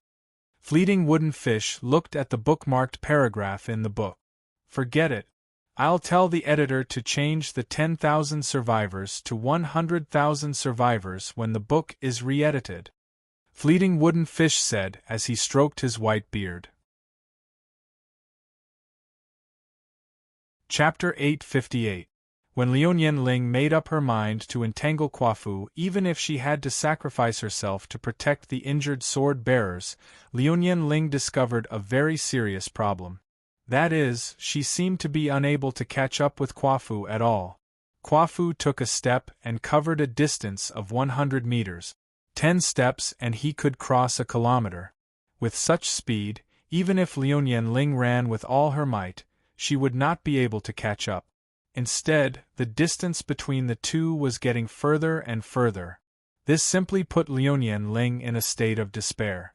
This meant that she did not even have the qualifications to entangle Quafu. Seeing that Quafu was about to reach her starting position, Liu Ling could only let out an unwilling roar. Other than that, she could not do anything. At this time, Kwafu, who had been moving, suddenly stopped. At the same time, a wooden staff appeared in his hand. This was Kwafu's weapon, the peachwood staff. It seemed that Kwafu was fighting with someone. Not good, Kwafu is attacking those sword-bearers. Liuyan Ling used all her strength to run forward. After a few minutes, she finally arrived near the battlefield. However, she was surprised to find that the one fighting with Kwafu was not her own sword-bearers, but a strange female sword-bearer. I remember. Her name is Gu Xuanwu, Gohan's sister. Isn't she in the same star shuttle as Gohan? Why is she here? Is Gohan also nearby? Liuyan Ling could not help but think to herself. Gohan's face involuntarily appeared in her mind. Damn, now is not the time to think about that bastard. Liuyan Ling shook her head. It seemed that she wanted to throw Gohan's face out of her mind. Then, she began to focus on the battle between Gu Xuanwu and Kwafu. I didn't expect her to be a sword master. Seeing how Gu Xuanwu wielded the Tai sword and fought with Kwafu, Liuyan Ling couldn't help but exclaim. But what happened next left Liuyan Ling even more astonished. The Tai sword suddenly shot out surges of sword chi, cutting into Kwafu's face and leaving behind visible wounds. Clearly, these sword chis were truly powerful sword chis, not fake sword chis without the support of sword essences. This Gu Xuanwu can actually use sword essence? At this moment, Liuyan Ling also discovered that the Gu Xuanwu did not seem to be affected by the power of the stars and could freely use the sword chi. At this moment, the battle between the Gu Xuanwu and Kwafu had also reached its climax. Kwafu seemed to be annoyed by the jumping ant. He stabbed the peachwood staff in his hand into the ground, and the end of the staff was deeply embedded into the ground. Then, almost in an instant, more than 20 peach woods suddenly burst out of the ground. Like pairs of vicious tentacles, they grabbed at the Gu Xuanwu. Primal Chaos Heaven Splitter. The Gu Xuanwu used Primal Chaos Heaven Splitter to cut off the peachwood tentacles in front of her, but before she could even catch her breath, 6 more peachwood tentacles reached for her. Primal Chaos Heaven Splitter. With another Primal Chaos Heaven Splitter, the Gu Xuanwu severed the 6 peachwood tentacles behind her. But just as the Gu Xuanwu had said, Primal Chaos Heaven Splitter wasn't a technique that could be used continuously because it would harm the soul origin of a human, and the Gu Xuanwu was no exception to this. So, when the Gu Xuanwu struggled to use Primal Chaos Heaven Splitter for the 3rd time, her body began to sway, and she began to see stars. At the same time, the world around her darkened, and she felt 3 tentacles grabbing onto her waist. The Gu Xuanwu instinctively tried to struggle, but 3 more peachwood tentacles grabbed onto her right arm, and 2 more tentacles wrapped around the Tai sword. The 5 peachwood tentacles exerted strength in an attempt to pull the Tai sword out of the Gu Xuanwu's hand. If the Gu Xuanwu were to lose the Tai sword, she would lose the ability to fight as a sword wielder. Kwafu, your opponent is me. At this critical moment, a figure suddenly jumped out from behind Kwafu. She stepped on Kwafu's huge body, and with an extremely nimble leap, she reached the top of Kwafu's head and stabbed the 3-foot sword in her hand into Kwafu's scalp. Fortunately, the 3-foot sword in Liuyan Ling's hand was the human Dao sword Maiden's 3-foot sword. Otherwise, an ordinary famed sword Maiden wouldn't have been able to break through Kwafu's defense. However, even the 3-foot sword couldn't completely break through a great Magus' physical defense. So, the 3-foot sword only managed to stab the tip of the sword into Kwafu's flesh, and the damage it caused wasn't too great. I can smell it. That damnable smell of my bloodline. Kwafu let out a furious roar. The peachwood tentacle that was holding the black tortoise loosened its grip, and the other tentacle reached for Fleeting Time's Ling, who was hovering above him. Pop! Liuyan Ling didn't manage to dodge in time, and was struck on her waist by the peachwood tentacles. She then fell from Kwafu's head. She fell from a height of over 100 meters, and landed heavily on the ground. Slight bone-cracking noises could even be heard. Right after that, another tentacle hit on the body of the 3-foot sword, and the 3-foot sword fell down along with its owner. However, Kwafu intentionally whipped the 3-foot sword towards another direction with a great force. The 3-foot sword flew like a golf ball, and soon disappeared from Liu Nianling's sight. My 3-foot sword! Liu Nianling watched her 3-foot sword fly out of her sight, and let out a despairing shout. The 3-foot sword was simply too important to Liu Nianling right now. Apart from the 3-foot sword, Liu Nianling didn't have any other weapon that could break through Kwafu's defense. If Liu Nianling still had her sword essence, as long as she thought about it, the 3-foot sword would come back in an instant, no matter how far it flew. Unfortunately, Liu Nianling couldn't use her sword essence right now. Therefore, unless Liu Nianling picked up the 3-foot sword herself, the 3-foot sword would never come back. Of course, if Liu Nianling still had her sword essence, she wouldn't have ended up like this. She only needed to use her billion sword spell. And even a senior magus like Kwafu would be beaten up by Liu Nianling. This wasn't an exaggeration at all. After the descendants of the Liunian clan entered the Shanhai Pass, the Shanhai Pass had been peaceful for 3 whole years. The only thing that wasn't peaceful was that the descendants of the Liunian clan would beat up 3 or 4 senior magi. Those senior magi could only run for their lives. If they weren't careful, they would die in the hands of the descendants of the Liunian clan. Unfortunately, these were all ifs. The reality was that Liu Nianling didn't hold a flag-planting ceremony, so she couldn't use her sword essence. She could only fall to the ground and watch as Kwafu laughed hideously. Then, 7 peachwood tentacles grabbed towards Liu Nianling at the same time, wanting to tear her into pieces. Chaos split the heavens. At the crucial moment, a sword light flashed, and the 7 peachwood tentacles were sliced in 2. Gu Xuanwu then stood in front of Liu Nianling. Liu Nianling noticed that there were huge wounds on Gu Xuanwu's arms and thighs. Clearly, Gu Xuanwu had used a method to break free from the control of the peachwood tentacles and saved Liu Nianling in the nick of time. "Thank you," Liu Nianling said gratefully. "You don't need to thank me. If not for you, my Tai-E sword would have been snatched away by that senior magus. You're the one who saved me," Gu Xuanwu quickly said. In order to deal with Liu Nianling, Kwafu had split half of the tentacles that were grabbing onto Gu Xuanwu. This greatly weakened his control over Gu Xuanwu, and he also managed to protect Gu Xuanwu's Tai sword.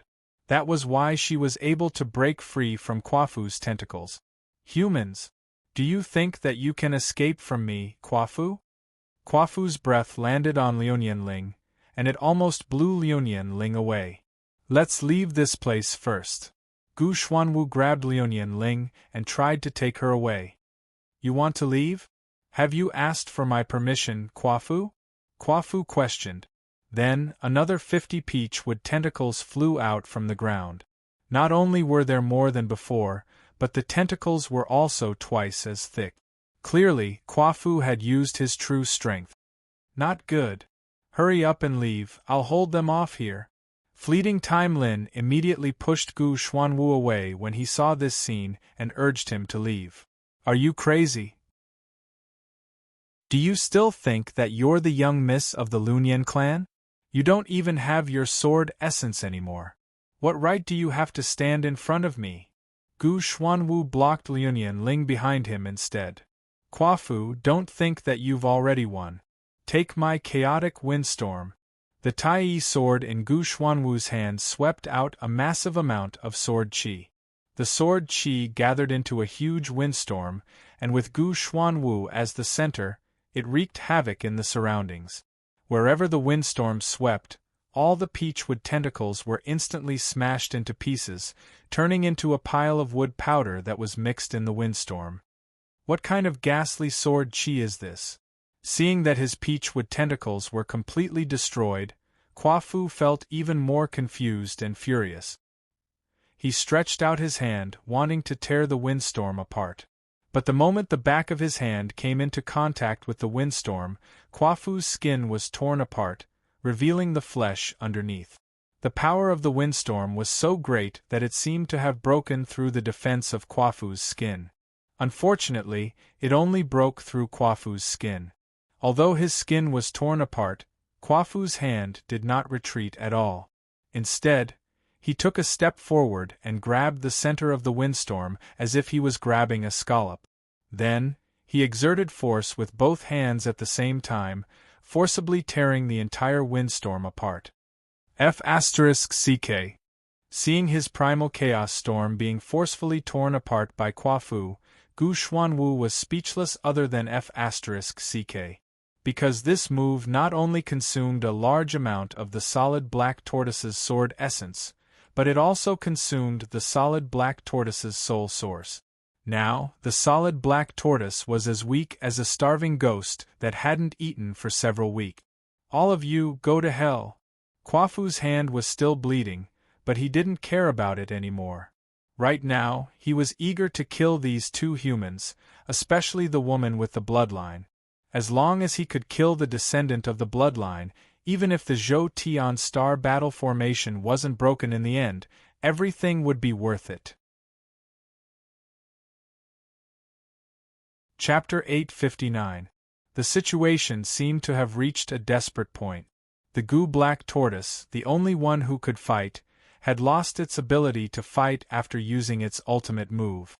Fleeting Cold's situation was even worse. He was already in despair when he could not use his sword essence, and now, he had lost his only weapon, the 3-foot sword. Although Liu Ling still had the Yi Xian sword and the Heaven Inquiring sword, Liu Ling had placed them in her dimensional pocket. Liu Ling, who could not use her sword, could not open her dimensional pocket. Speaking of dimensional pockets, Liu Ling was filled with helplessness. Liu Ling was the descendant of the Lunyan family. As the strongest family in the world, Liu Ling's dimensional pocket naturally had many life-saving items. Some precious items could even turn the situation around, and it was not impossible to directly kill this Kwafu. But once the sword was sealed, the dimensional pocket could not be used. All the items were useless. Go to hell. That descendant of the bloodline. As such, Kwafu did not intend to use the tentacles to end the battle. Instead, he wanted to use his fist to end it. A fist the size of a train descended from the sky, smashing towards Liu Ling and the Gu Black Tortoise. Liu Ling might be able to dodge it with her last bit of strength, but the Gu Black Tortoise could not move on its own.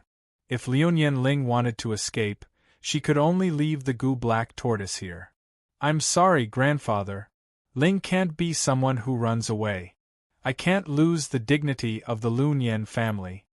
Liu Ling made up her mind. She suddenly pulled open her collar, revealing her fair and supple breasts. Fine. That was not the main point. The main point was the pendant that hung in front of Liu Ling's chest. Is it time to use her? Holding the pendant in her hand, Liu Ling fell into a dilemma. Even when she was being chased by a meteor stage Yuan Ko on Changyang Mountain, Liu Ling had never thought of using this pendant. This pendant had been passed down from Kenzu's hand to Liu Ling's. In between, no one had ever used this pendant, so unless it was absolutely necessary, Liu Ling would never use this pendant. Screw it. I'm the only direct bloodline left in the Lunyan clan. How can I die earlier than that bastard? I can't die here. Guhan's face appeared in Liu Ling's mind. She gritted her teeth and prepared to activate the pendant's ability. At this critical moment, a powerful arm suddenly wrapped around Liu Ling's chest and grabbed the solid black tortoise. In the blink of an eye, Liu Ling felt herself fly into the air. There was a loud sound on the ground as she landed on a large tree. Guhan, you're really here. Fleeting time Lin looked at Guhan, who was hugging him, and his eyes were filled with gentleness. This was already the second time Guhan had appeared to save her at the most critical moment. The first time was in Changyang Mountain. At that time, Liu Ling was about to go crazy from the loneliness of the trial array. When she saw Guhan appear in front of her, She felt as if she had found the safest harbor. But in fact, this should be the third time. Guhan had also saved Liu Ling at the most critical moment in Yuzhang City's Emergency Response Center. But at that time, they had met in Liu Ling's mind. The situation had been unexpectedly promiscuous. Liu Ling's mind was filled with some unbearable memories, so the rescue had unexpectedly faded a lot. Put on your clothes first.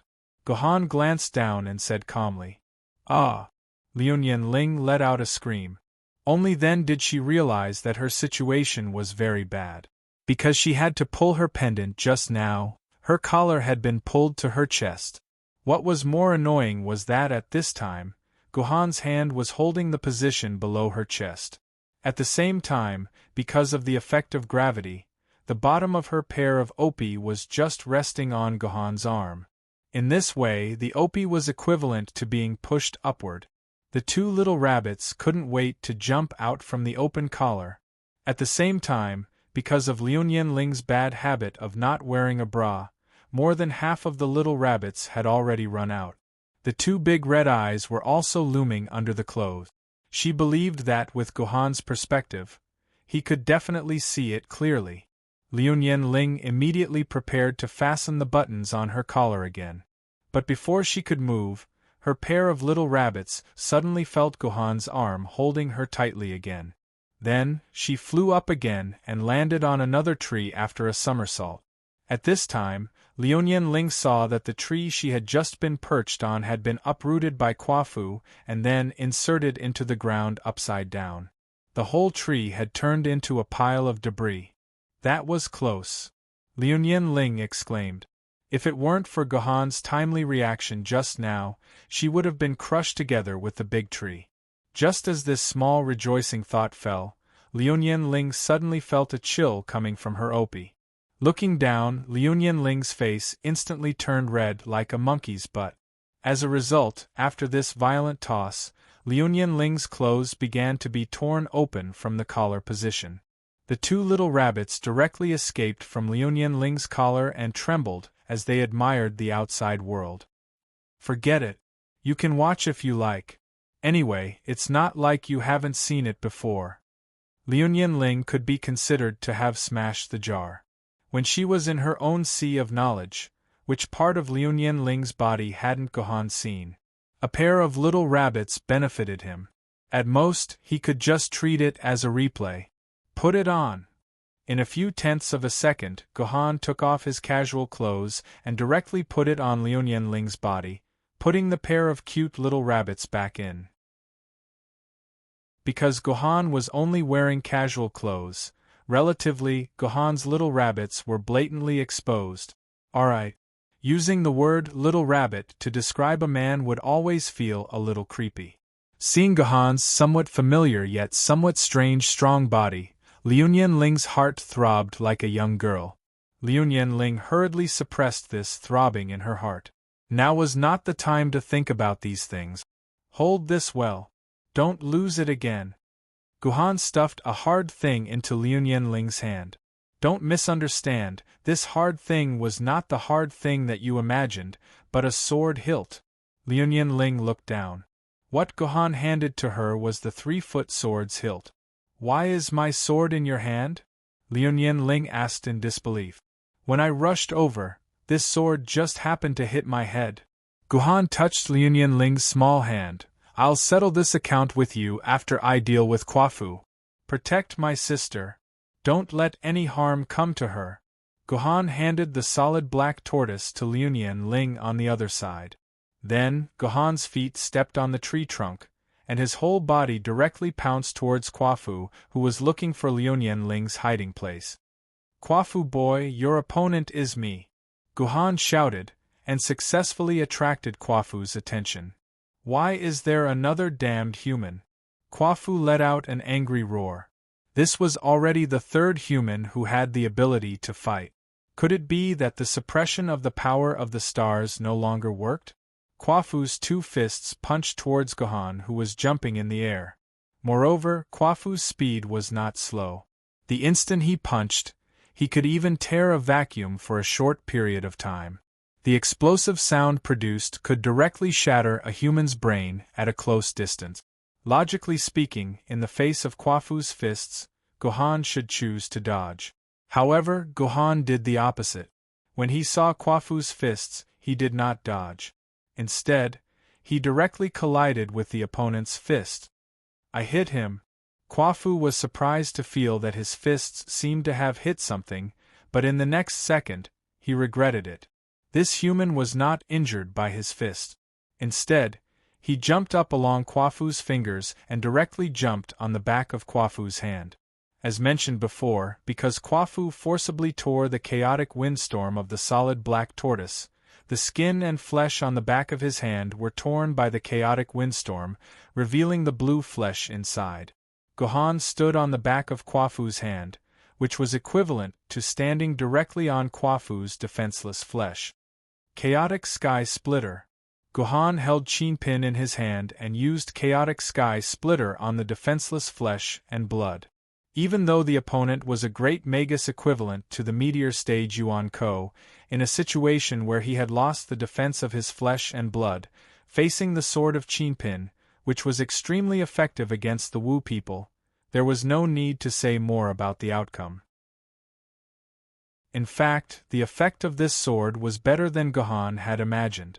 In Gohan's imagination, Chinpin's sword would at most mince some of Kwafu's flesh and blood, but it would not be able to hurt Kwafu's bones. After all, bones were the hardest part of the human body, especially the bones of the Wu people. It was said that during the war between humans and the Wu people, even an immortal sword wielder would find it difficult to cut the bones of a great Magus of the Wu people. But unexpectedly, the bones of the Wu people's great magi were almost as strong as wood in front of Chinpin's sword. Gohan only felt a little resistance, and then a large part of the bones on the back of Kwafu's hand was cut off, and the bone marrow inside came out. Kwafu let out a shocking cry of pain. Under the pain, he instinctively used all his strength to throw Gohan away. But how could Gohan let go of such a good opportunity?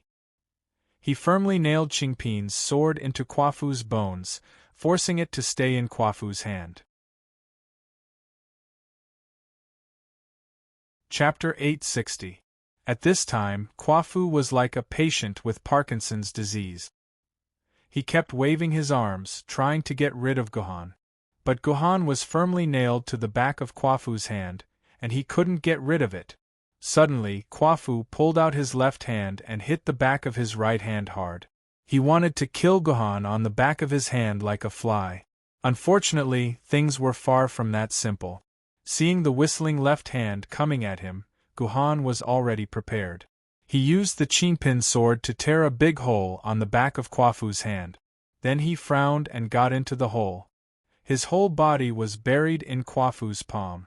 Kwafu's slap naturally landed on the back of his own hand, which was dripping with blood, and didn't hurt Gohan at all. Ah! Kwafu let out a painful scream because Gohan, who got into Kwafu's flesh, did not stay idle. The Chinpin sword in his hand pierced through Kwafu's palm. Originally, only the back of the hand was injured, but now the palm of Kwafu was split open. "Little bastard! You forced me to do this!" Kwafu roared. Gohan, who was hiding in Kwafu's flesh, suddenly found that Kwafu's bones around him began to swell. Seeing this scene, Gohan reacted very quickly. He immediately wanted to rush out of the flesh. But it was Shao He who succeeded, and it was also Shao He who failed. Just now, because he was hiding in the flesh, he avoided Kwafu's slap. But at the same time, because he was hiding in the flesh, the resistance was far greater than the air, so at this time, there was no way for Gohan to quickly escape from Kwafu's flesh. Therefore, only half of Gohan's body escaped, but in the end, his feet were stuck by the rapidly growing bones, and he couldn't move. Seeing this scene from the canopy, Liuyan Ling immediately became anxious. She shouted to Gohan, "Be careful, Gohan. Kwafu is going to change into his original true body. You have to get out of his body or you will be squeezed to death by him." In fact, even without Liuyan Ling's words, Gohan knew that Kwafu was going to change into his original true body. Although the 12 Wu people's tribes usually appeared in the form of half-human and half-beast, and the great magi could get rid of the image of beasts and appear in the form of humans in front of the world, each great magi had their own original true body. However, every great wizard had their own origin true body. This origin true body came from the wizard ancestor who gave them their bloodline, and it was equivalent to summoning the wizard ancestor's true body. Once the great magi used their original true body, their strength would be greatly enhanced. From the meteor level to the universe level, they would forcibly cross a huge realm. This showed how powerful the original true body was. However, the great magi couldn't often summon their original true bodies, just like how Gu Xian Wu had to consume his own soul to use the chaos split the sky. Using the original true body would also consume the great magi's essence blood. The great magi's original true body was strong, but once the transformation disappeared, the great magi would instantly enter a weak state. They could only recover after resting in Zhu Wu's essence blood for a few months. Therefore, unless it was absolutely necessary, the great magi wouldn't use their original true bodies. According to Gohan's original estimation, Quafu shouldn't use his original true body at this time. Even though Ji Hao had turned Quafu's hand into a mess, it was only a hand. Even to human beings, losing a hand was nothing more than a disability, and couldn't cause any fatal harm. However, to the Wu people, their bodies could regenerate. As long as they cultivated for a long enough time, the hand that was cut off could automatically grow back. Therefore, to Quafu, the current situation wasn't absolutely necessary, and Quafu shouldn't use his original true body. Sadly, Gohan still didn't understand the Wu people. He calculated the responses of the Wu people with rationality and profit, but he didn't consider the nature of the Wu people. The Wu people were naturally violent. They could hide their anger from even the smallest things, but once they were enraged, they would lose their minds completely and turn into monsters who knew nothing but fighting. Every tribe had different personalities. Some tribes were more rational, such as the Dijiang tribe, the Xianming tribe, the Huda tribe, and so on.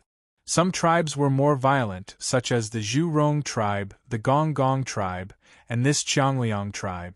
Although the attack launched by Gohan to Quafu's hand didn't cause a fatal injury, the pain caused to Quafu was fatal. Such a great pain, and the bad temper of Quafu naturally made Quafu furious. The anger occupied all of Quafu's mind. Therefore, he didn't care about the side effects of the original true body anymore. As long as he could kill this human being, Quafu would do anything. Once Quafu began to transform into his origin true body, his entire body would naturally undergo great changes, and his wounds would automatically heal as well. The Transfather's true body was a tree spirit. His body had turned into a peach tree trunk that was dozens of meters thick. His legs had turned into densely packed roots, while his hands had turned into two 10-meter-thick branches that were covered in emerald green branches. At the moment, the part below Gohan's knees was rooted in the branches, while Gohan's body was straight out, looking just like a branch on a tree trunk. Gohan tried to free his feet, but his feet seemed to be trapped in a swamp. Without the sword essence, Gohan's feet were only slightly stronger than ordinary human beings. How could he free his feet from the branches? Gohan attempted to dig out the branches with the Chinpin sword, but when the Chinpin sword pierced into the branches, it felt like a sword piercing into sand. Although it was very easy to get in and cut out, the cut made by the Chinpin sword healed automatically. However, the wounds made by Gohan's feet healed automatically. No matter how fast Gohan cut the wounds would heal within a moment. After a few sword attacks, Gohan's feet remained motionless, trapped in Quafu's real body. "Human! I will strangle you to death." Seeing that Gohan was trapped in his claws, Quafu laughed crazily. The branches around Gohan suddenly began to grow rapidly, turning into tough and soft vines. They were like linen wrapping a mummy, wrapping around Gohan's body. Finally, Gohan was completely wrapped up like a mummy. Die. When Gohan was completely wrapped, the vines began to contract and tighten like a giant snake. They wanted to strangle Gohan to death like Kwafu said. At this time, Gohan experienced the pain Kwafu felt. He felt that every inch of his skin and internal organs began to squeeze into his body. He could clearly hear the sound of bones breaking in his body, bringing bursts of heart-wrenching pain. But at this time, the pain was nothing to Gohan. Gohan needed to think about how to survive in this situation. Unfortunately, even Gohan could not think of a good way to fight back in such a situation. Gohan was like a small raccoon crispy noodle snack that was about to be crushed into a bag of bread by someone. Gohan! Liu Ling let out a miserable cry. She seemed to have seen the scene of Gohan being crushed into a bag of instant noodles by Kwafu. Liu Ling did not have time to hesitate. She took off Gohan's clothes and pulled out her pendant. It seemed that Liu Ling had made up her mind to use her trump card. She did not know what this pendant could do. Unfortunately, Liu Ling did not seem to have reached the time to use this trump card. Because a black spear shaft appeared beside Liu Ling, "Get out of my way."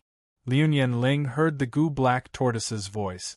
But compared to the previous Goo Black Tortoise, the current Goo Black Tortoise's voice was extremely cold, like an ice beauty. "Miss Black Tortoise, you." Liu Ling turned her head and was instantly stunned. This was because she realized that the current Goo Black Tortoise was completely different from the previous Goo Black Tortoise. Although the faces of the two Goo Black Tortoises did not change, the Goo Black Tortoise's clothes and hair accessories had completely changed. The original Goo Black Tortoise was dressed neatly. He wore a sword shirt and a pair of casual pants.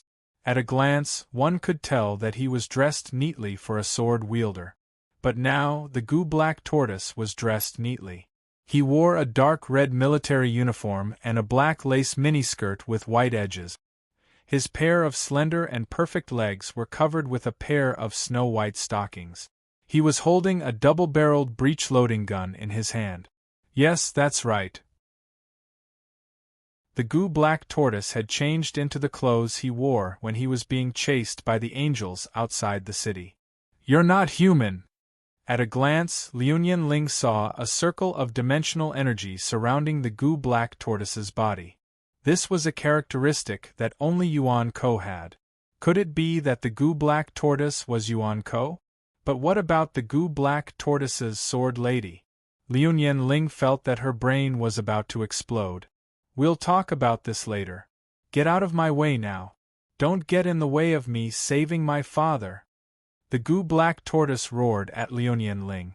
Then, he directly pushed Liu Ling's body. Without the sword element, Liu Ling was directly pushed a few meters away by the Goo Black Tortoise and directly hit a tree trunk. "Father!" When Liu Ling heard the Goo Black Tortoise's title, she felt even more deafened. But she suddenly remembered that day in Yuzhong City, when Gohan was in her sea of consciousness, in the scene called Loving Father's Shop. It seemed that there, she was also very happy to call Gohan father. This Gohan is really a pervert. He actually taught his sister to say such words. Liu Ling immediately scolded Gohan in her heart. Bang! Just as Liu Ling was scolding, she heard the roar of a gun. When Liu Ling turned her head, she saw the gun barrel in the Goo Black Tortoise's hand emitting smoke. The vine whip that firmly bound Gohan had a dark hole in it. You're tuning in to the Phoenix Knights YouTube channel. Don't forget to subscribe and join us on this journey to catch the most captivating stories.